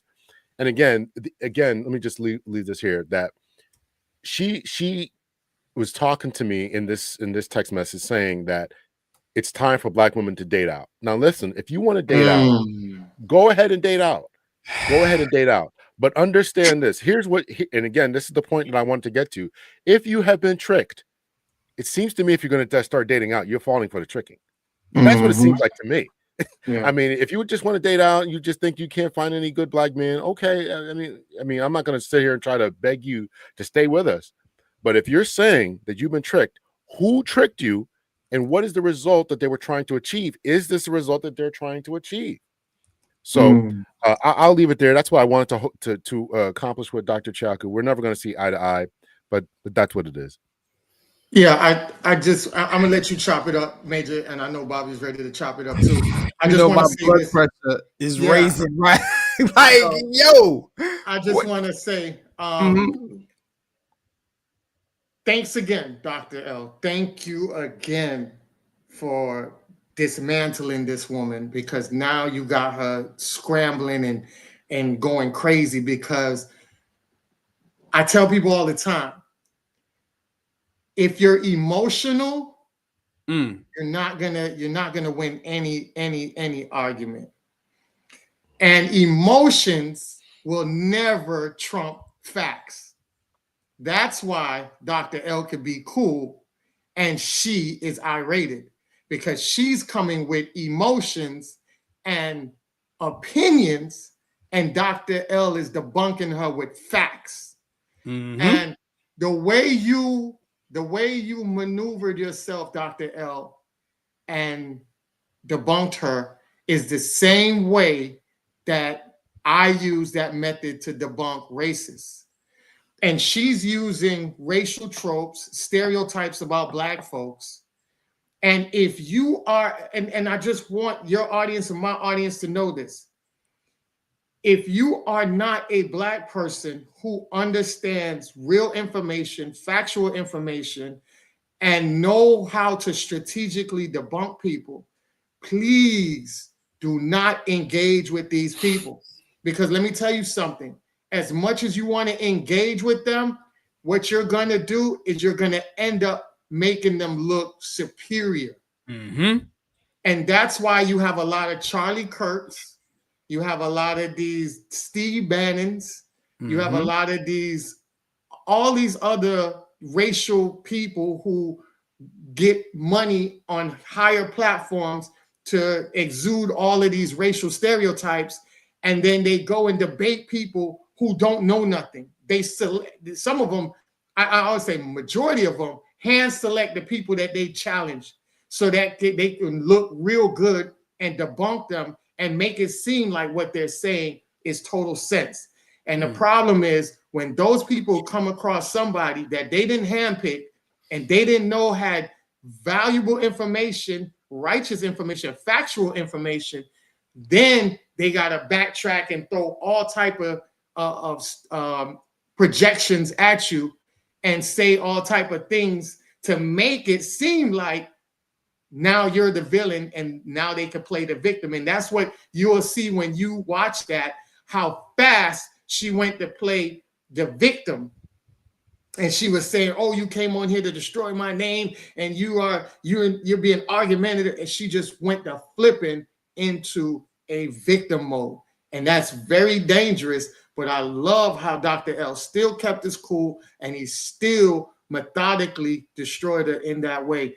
So the way she was talking about Black Americans, you could tell that she has foreign entity in her, because somebody from the Black American, I've been around a lot of Black Americans, especially Black American sisters. They don't talk like that.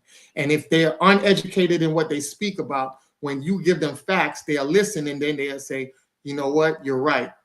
And then they'll correct themselves, or they'll research up on it and get back with you and even give you more information on that will solidify exactly what you said. Because I've run across a lot of Black Americans and I've educated them as well. And they come off as, I want to learn too. Thank you for showing me how to do that. I've showed people how to, go against racists and how to debunk them, because a lot of times they'll use a lot of these racial stereotypes and tropes. And they say, oh, well, the Black people are doing all the killing in the neighborhood, right? So you say, and I promise you, I had so many people delete and block me when I said this, right? This is my rebuttal for that. They say, oh, Black people kill at so much and is a little bit of the population, 13%, but you have all the killing. So I said, oh, that's true, right? So we can agree to that, right? And they say, yeah, we agree to that. I said, okay. So Black people kill more at 13% versus the 67% of your population, but we kill more.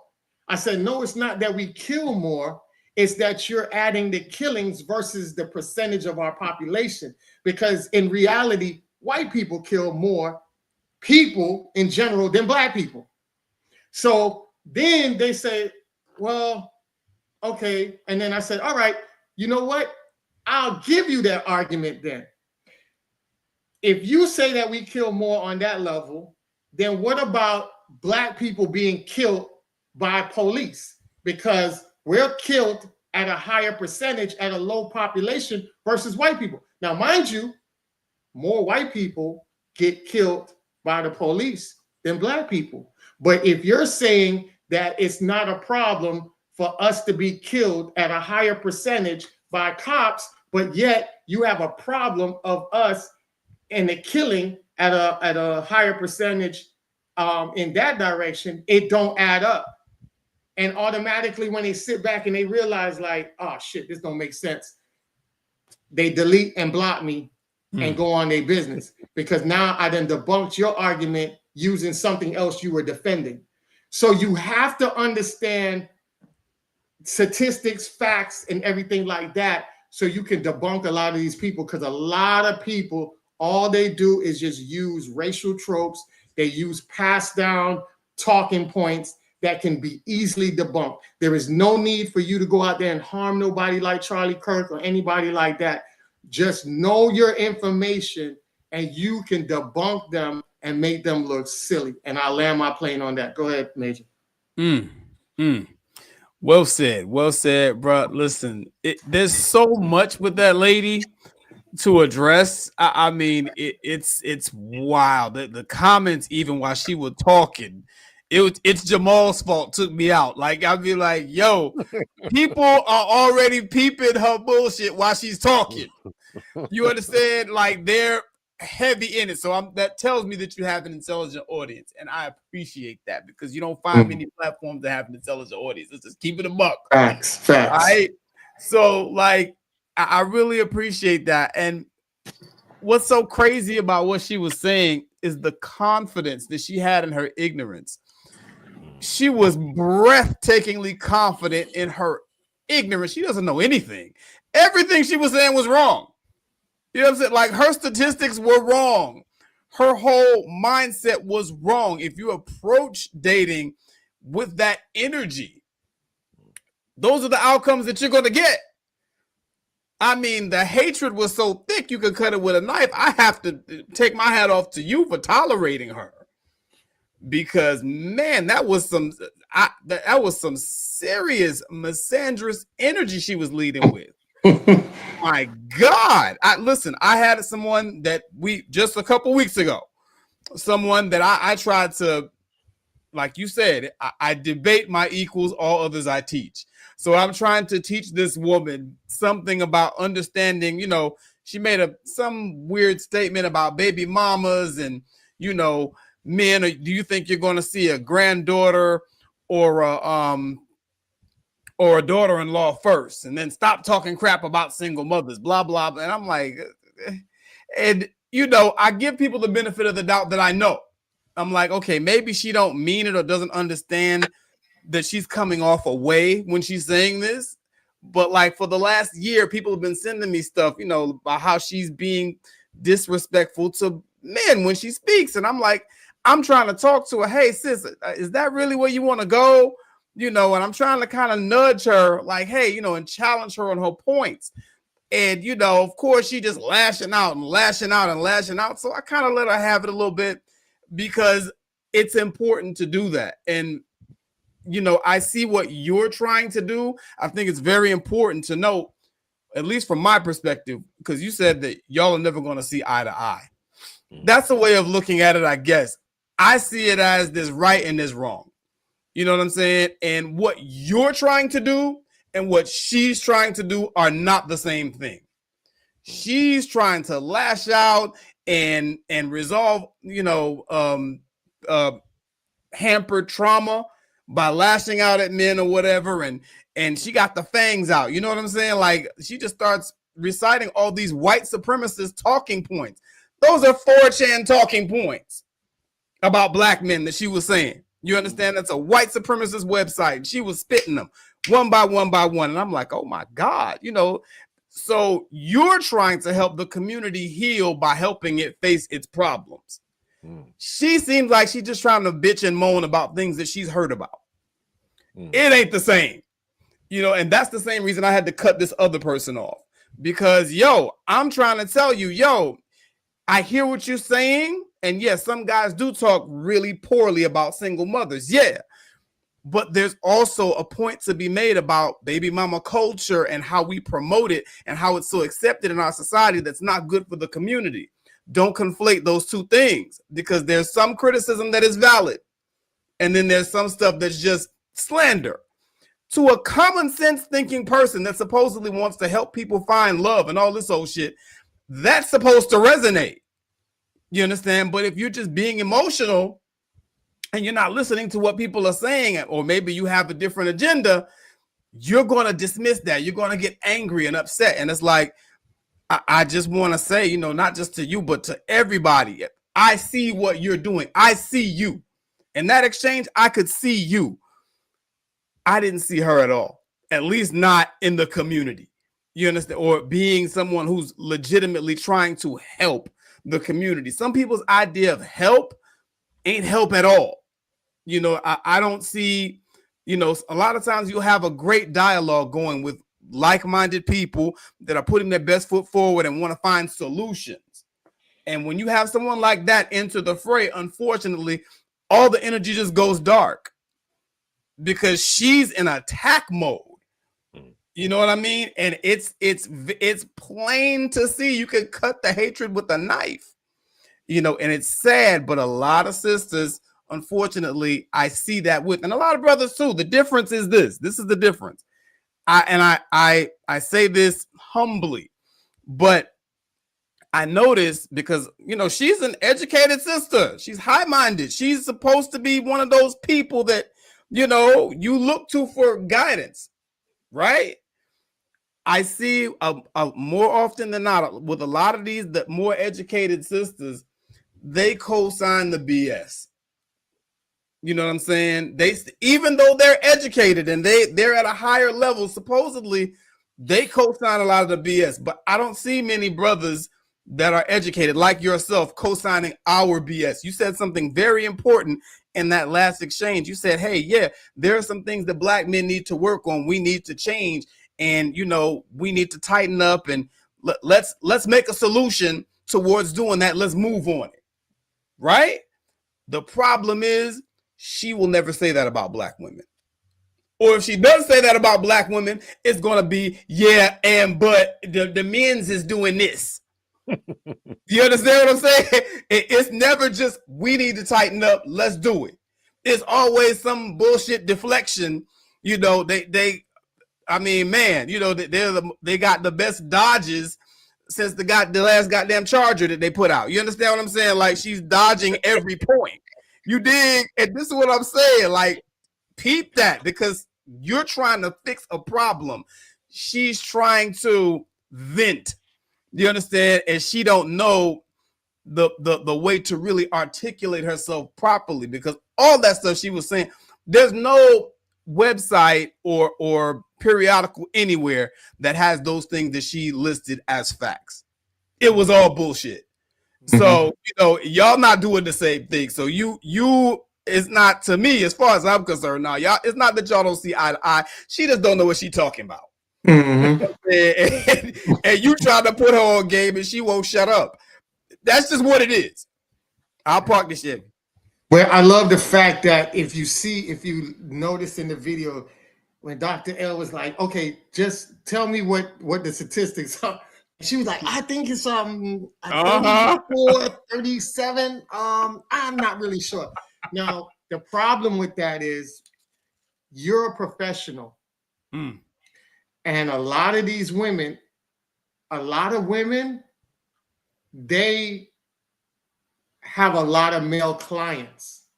And we've seen that. And shout out to all the women out there that got Shabri Rawls fired. That was the other therapist that went viral and got fired because of the misandrous disdain she had for black men. And she told her audience on her live that she has a lot of male clients. And shout out to the women out there that went and got this woman fired, because a lot of women especially everybody watching here, a lot of women have male children. And you don't want your son to grow up and need help, and the person he gets help from is this doctor or Shabri Rawls, and they're in there giving him misinformation.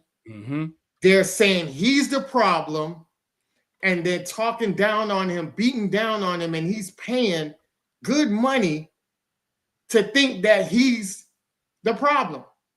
And the problem with that is a lot of the men will leave there and commit suicide. And guess what?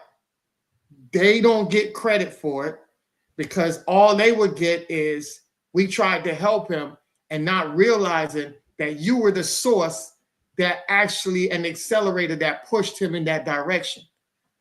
And it's very dangerous to have these type of women sit in these chairs doing that type of work.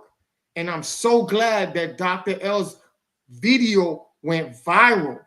And in that, it's it's an hour and some change of him just debunking her left and right. And if I'm somebody who went to her, I'm going to find out how I can get my money back.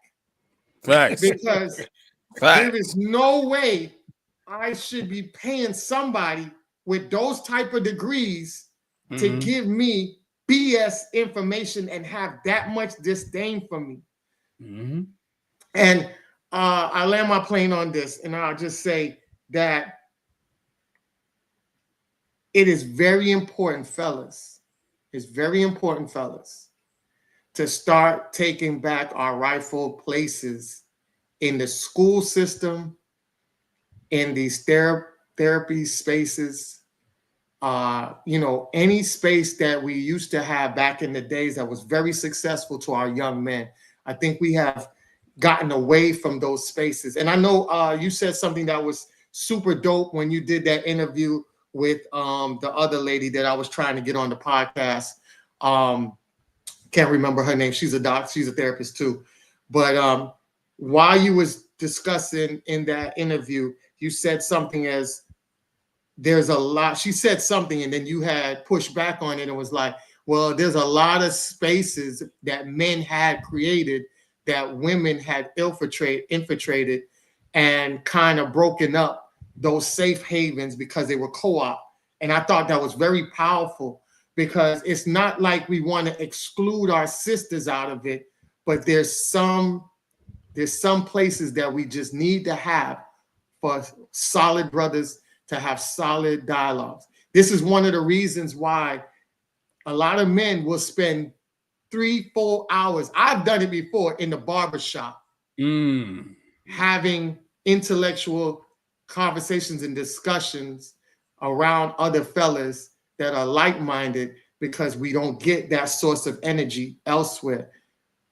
And I'll land my plane on that. Go ahead, Bobby.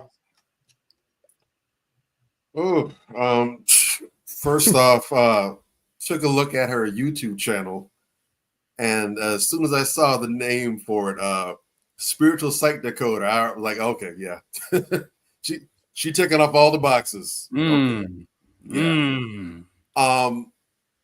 While I was listening to that psychobabble, there was, first off, I might need to go and find me a therapist come Monday, because the PTSD I have no doubt acquired, it's going to be ringing in my skull for at least a few weeks. I definitely need to get that out of my system.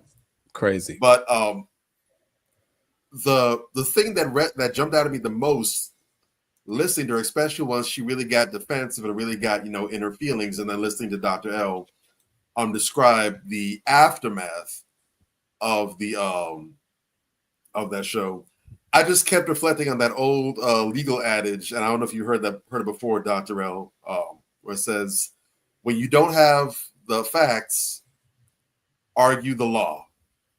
When you don't have the law, argue the facts. If you don't have the facts or the law, pound on the table and yell like crazy. There it is. There it is. That right there, if I had to give anyone, if anyone heard me say that and they're like, well, what does that mean? I don't understand. I would show them some clips from that right then and there, and that would explain everything. She had neither the facts nor the law. And when she knew that you had her dead to rights, it became her pounding and fully leading into making an emotional battle. But you stood your ground. You didn't let yourself be dragged into that. You said, no, sis, I hear you. I hear you want to fight me with, your opinions and your emotions, but here's a sword. You drop this. We're sword fighting now. This isn't a pew-pew battle. Go ahead, grab your sword, pick it up. Let's bat to this combat the right way. And she couldn't do it adequately, which is why she was spiraling out of control even after the fact. She just couldn't leave it on the battlefield. She lost. Rather than take the L, go home and lick her wounds, she had to keep on pushing. No, I'm not done yet. I want my lick back. She's got a black eyes, the eyes hanging out the socket, her arms dislocated. She's got to have at least several broken ribs.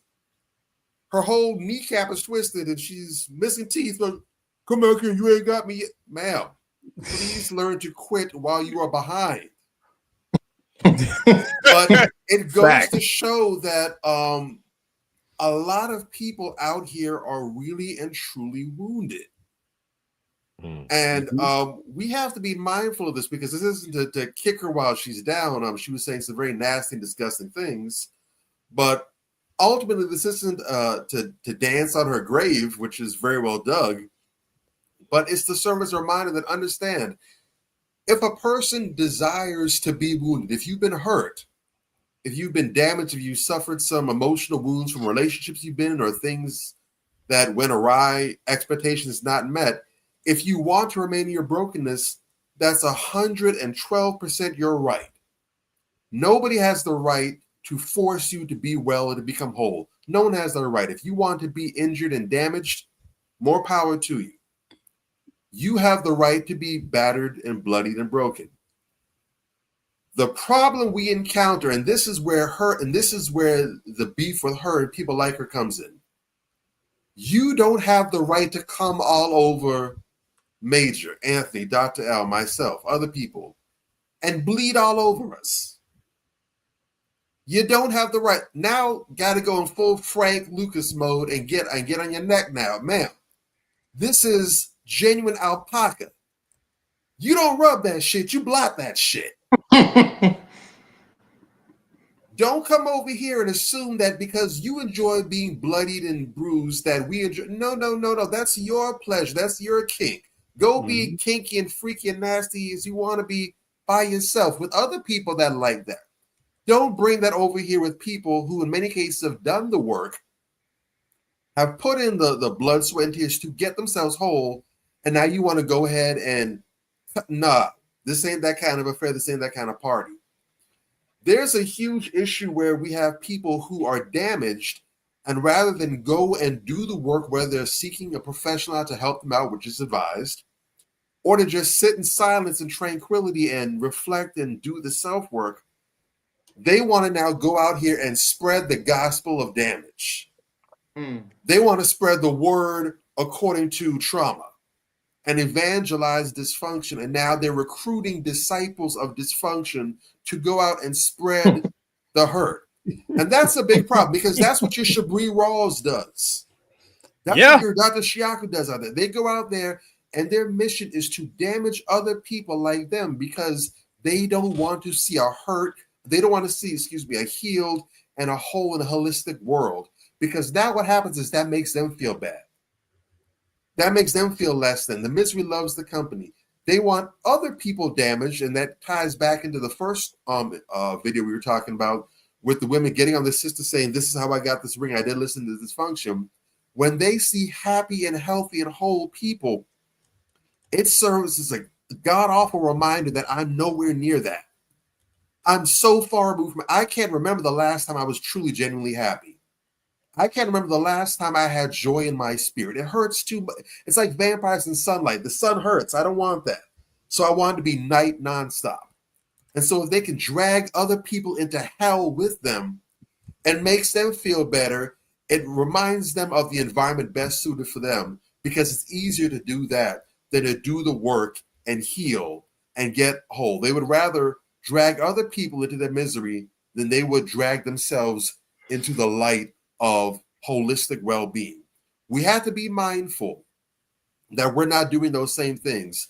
If you're in a relationship that didn't end right, even if it wasn't a horrible breakup, this has been a separation. There's some bonds that were established that have been ripped. There is damage there. It might not be extensive, but there is some damage there. You owe it to yourself, the next person that you're interested in entertaining, and the people around you to heal yourself first. There's some folk that don't know what it is to be single. Every time they break up, they jump into new relationship. Good God, man. Your odometer is screaming for service. You were supposed to check into the dealership at 25,000 miles. You scratching on 99. What are you doing? Relax. Put yourself on the ice box. Go in the penalty box. Cool off some. Analyze what they did wrong, but what you could have done better. Get that game and take it and be a better person for yourself first and foremost, for your partners that you're going to encounter, but also for your friends and family and the community that you're dealing in. So you're not in these social media comments being toxic. You're not out here on people's podcasts spewing dysfunctional and junk pseudoscience as justification for nonsense. Heal thyself. And then once you're good, maybe you can consider going out there and coaching other people and being a therapist and a doctor. Every good therapist has a therapist. Every good therapist has a therapist. They don't try to psychoanalyze themselves and pathologize themselves. Every good therapist has a therapist. And please believe they sound just as quote unquote crazy coming to that therapist as their clients do coming to them, because we all need healing. We all need wellness. There's no point where you're ever going to arrive and you don't need healing. We all go through life and accumulate wear and tear. So there should be no shame in seeking help. There should be shame, in fact, in not seeking help. And I land my my ATV. I think my car is just out of the shop. Let me check with the dealer real quick. Listen, real quick before you go on, I just want to make sure. I just want to double and triple down on this point. This and I want to ask this question. She's a doctor, also, right? Yeah, there was a question in the comments here about what her education. She went to some HBCU. That she went to. I forgot where she got her master's from, Phoenix or Walden, and then she went to Chicago School of Psychology, got her doctorate. So okay, so she's what, a clinician? Is she That's practicing? Scary. This is what I want to ask. She's a psychoanalyst, so I don't. That's scary because the the Chicago school is about as thorough as it gets with psychology. I actually considered when I was looking at doing psychology for grad school. I actually looked. I think the Chicago School of Psychology. Not. I don't think it's the one you're thinking about. I gotta look. I think. I hope not, because if that's the case, my God, the standards have gone down, and that's what you're putting down. I don't know. I don't know. She would have to display her credentials a little bit. Because when I listen to her talk, doctor of what? We Dr. Seuss? What are we doing? I'm more inclined to believe that she was sitting on a couch watching Maury one afternoon and decided to register with ICDC College. That's what I'm just saying. More inclined to believe. You see, you got the people out here like Dr. Cheyenne Bryant. Yeah, I don't know if you've seen her. Doctor. And this is what I'm saying. She's showing. This lady, she might be another kind of doctor, but listen, man, I'll leave that to the unsanctified imaginations. That's what the streets had said. But listen, this is my thing. Like, I have this issue with a lot of these. I'm gonna just say it like it is because that's the only way I know how to say things.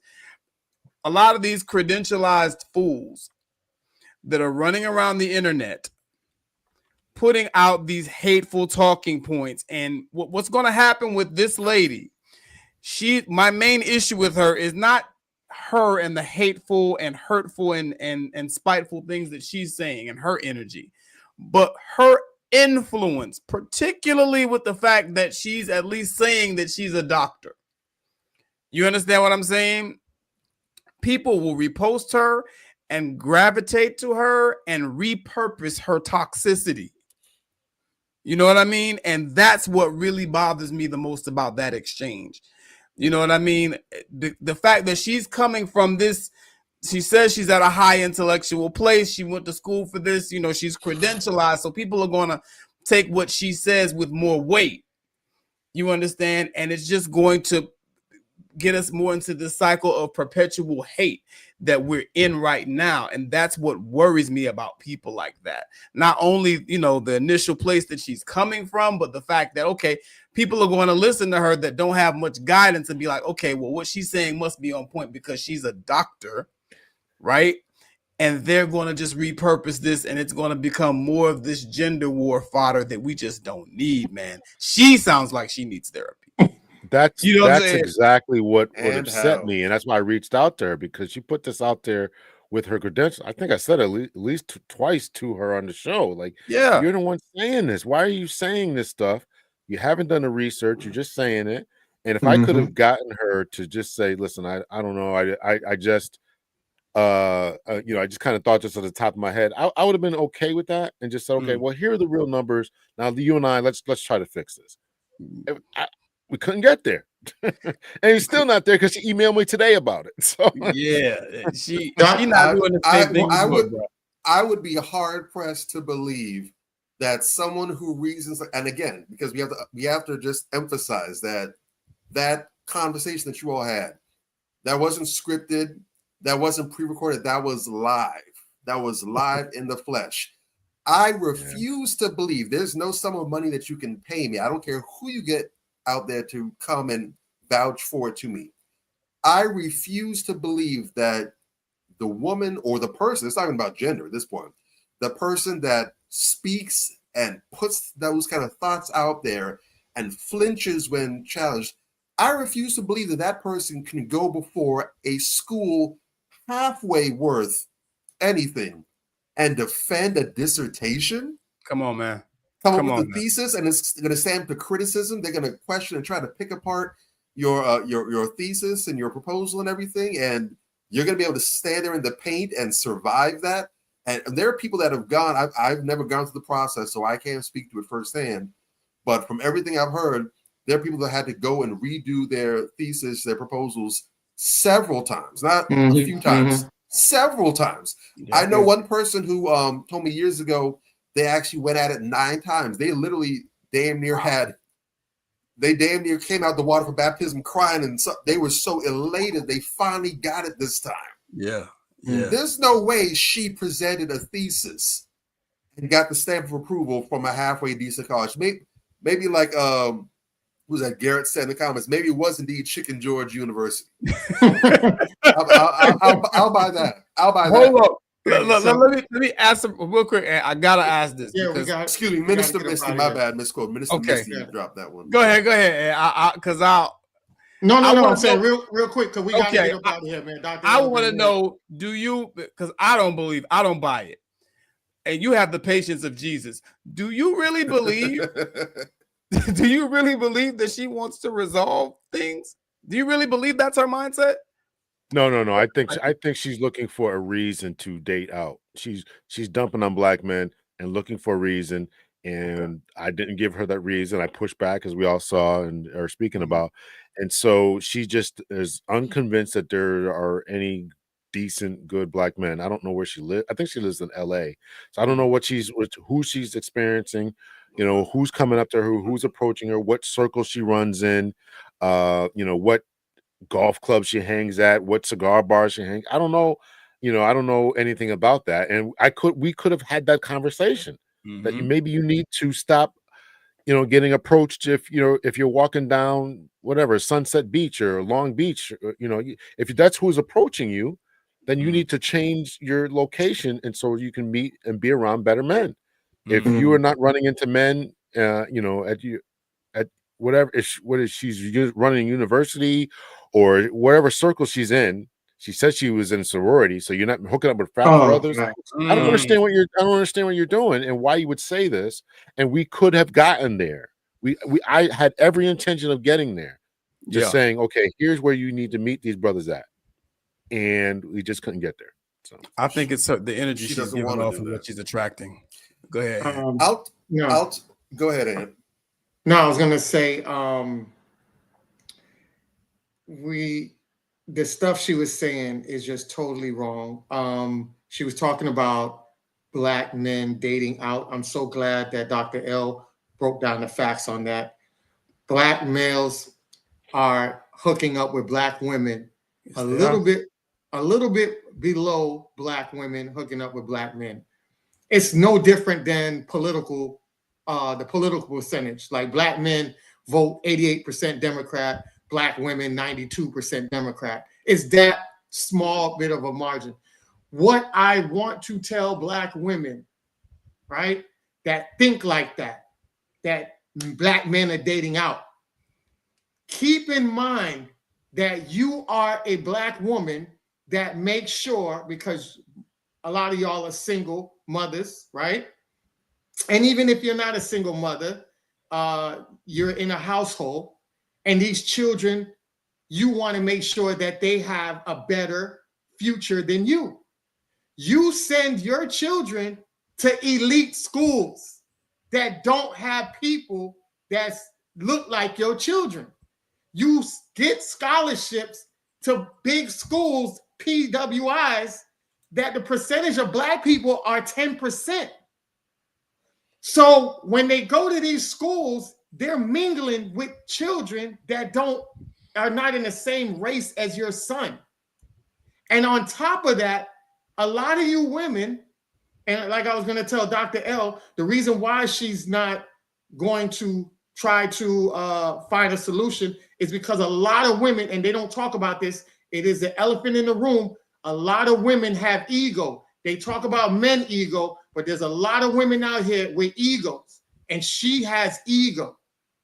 Mm-hmm. So when you are sending your children out here to these schools, these PWIs, these institutions that have small percentages of people that look like us, they mingle around us. And another aspect that you don't be honest with yourself as Black women is that some of y'all are not mentally there, and y'all are very toxic. And that Black boy that you raise as your son has a lot of disdain for you. And when people have disdain for something, they go to complete opposite. Yeah. So remember that. Take that into consideration why sometimes Black men are dating out. I'm not giving you guys or co-signing Black men for dating out, because nobody can understand you like a Black woman. When your day is hard out there, that's why do you think Method Man's song, baby, run my back and it be okay, and that's real to a brother like me, baby? It is something about our connection together that makes us last longer in this corrupted and white supremacy systematical world that we live in. Nobody understands our pain like we do with each other. So for somebody to tell you to go outside is not in your best interest to listen to, because let me tell you something. You can talk about going out and dating white men all you want, but when the white men are killing these Black women, and I can give you 20 Black women that got killed by white men and their partners is nowhere near jail. Matter of fact, it's written off as suicide. So they don't talk about that side of it. Mm-hmm. All right. And that's a big issue. So all I want to say is, and we're gonna get out of here. Thank you so much, Dr. L, for just taking the time out to come on our podcast. We love what you do, brother. Keep doing it. Any support you need, Manversations got your back 24/7. Just reach out to us. And is there anything else you want to tell the audience before you get up out of here? Because we really appreciate your time. Giving us 2 hours and 18 minutes I don't know how to repay you back on that, man. I appreciate you having me on, man. I enjoyed the conversation. Listen, and you summed it up. One of you summed it up really well. I think it was Major summed it up. I am trying to make some differences. I'm trying to help. I'm trying to heal the community.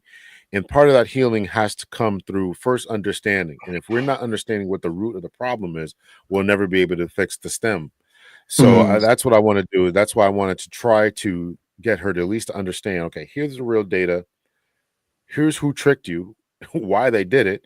Stop falling for the okie doke, and let's fix this. So I appreciate you having me on, and thank you so much.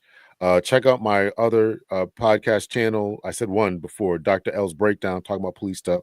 A friend of mine, we also have Faith in Justice as well. He comes from a more theological lens. I come from obviously the criminal justice lens, and we're both having similar conversations. We have a lot more laughs. I think we're pretty funny together.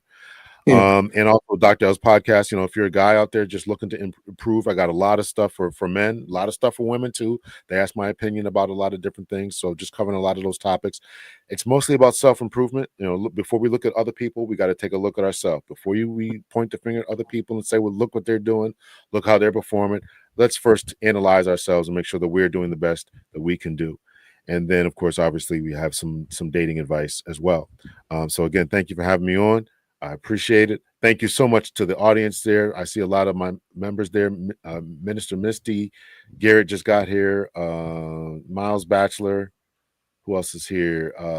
Lee, Mrs. Rhonda Payne, Wada Payne, Mrs. Plum. She's been a rider lately. October is here. And to anyone else I missed, just thank you all for coming on. I really, really appreciate you guys following up. Yeah, man. Thank you so much.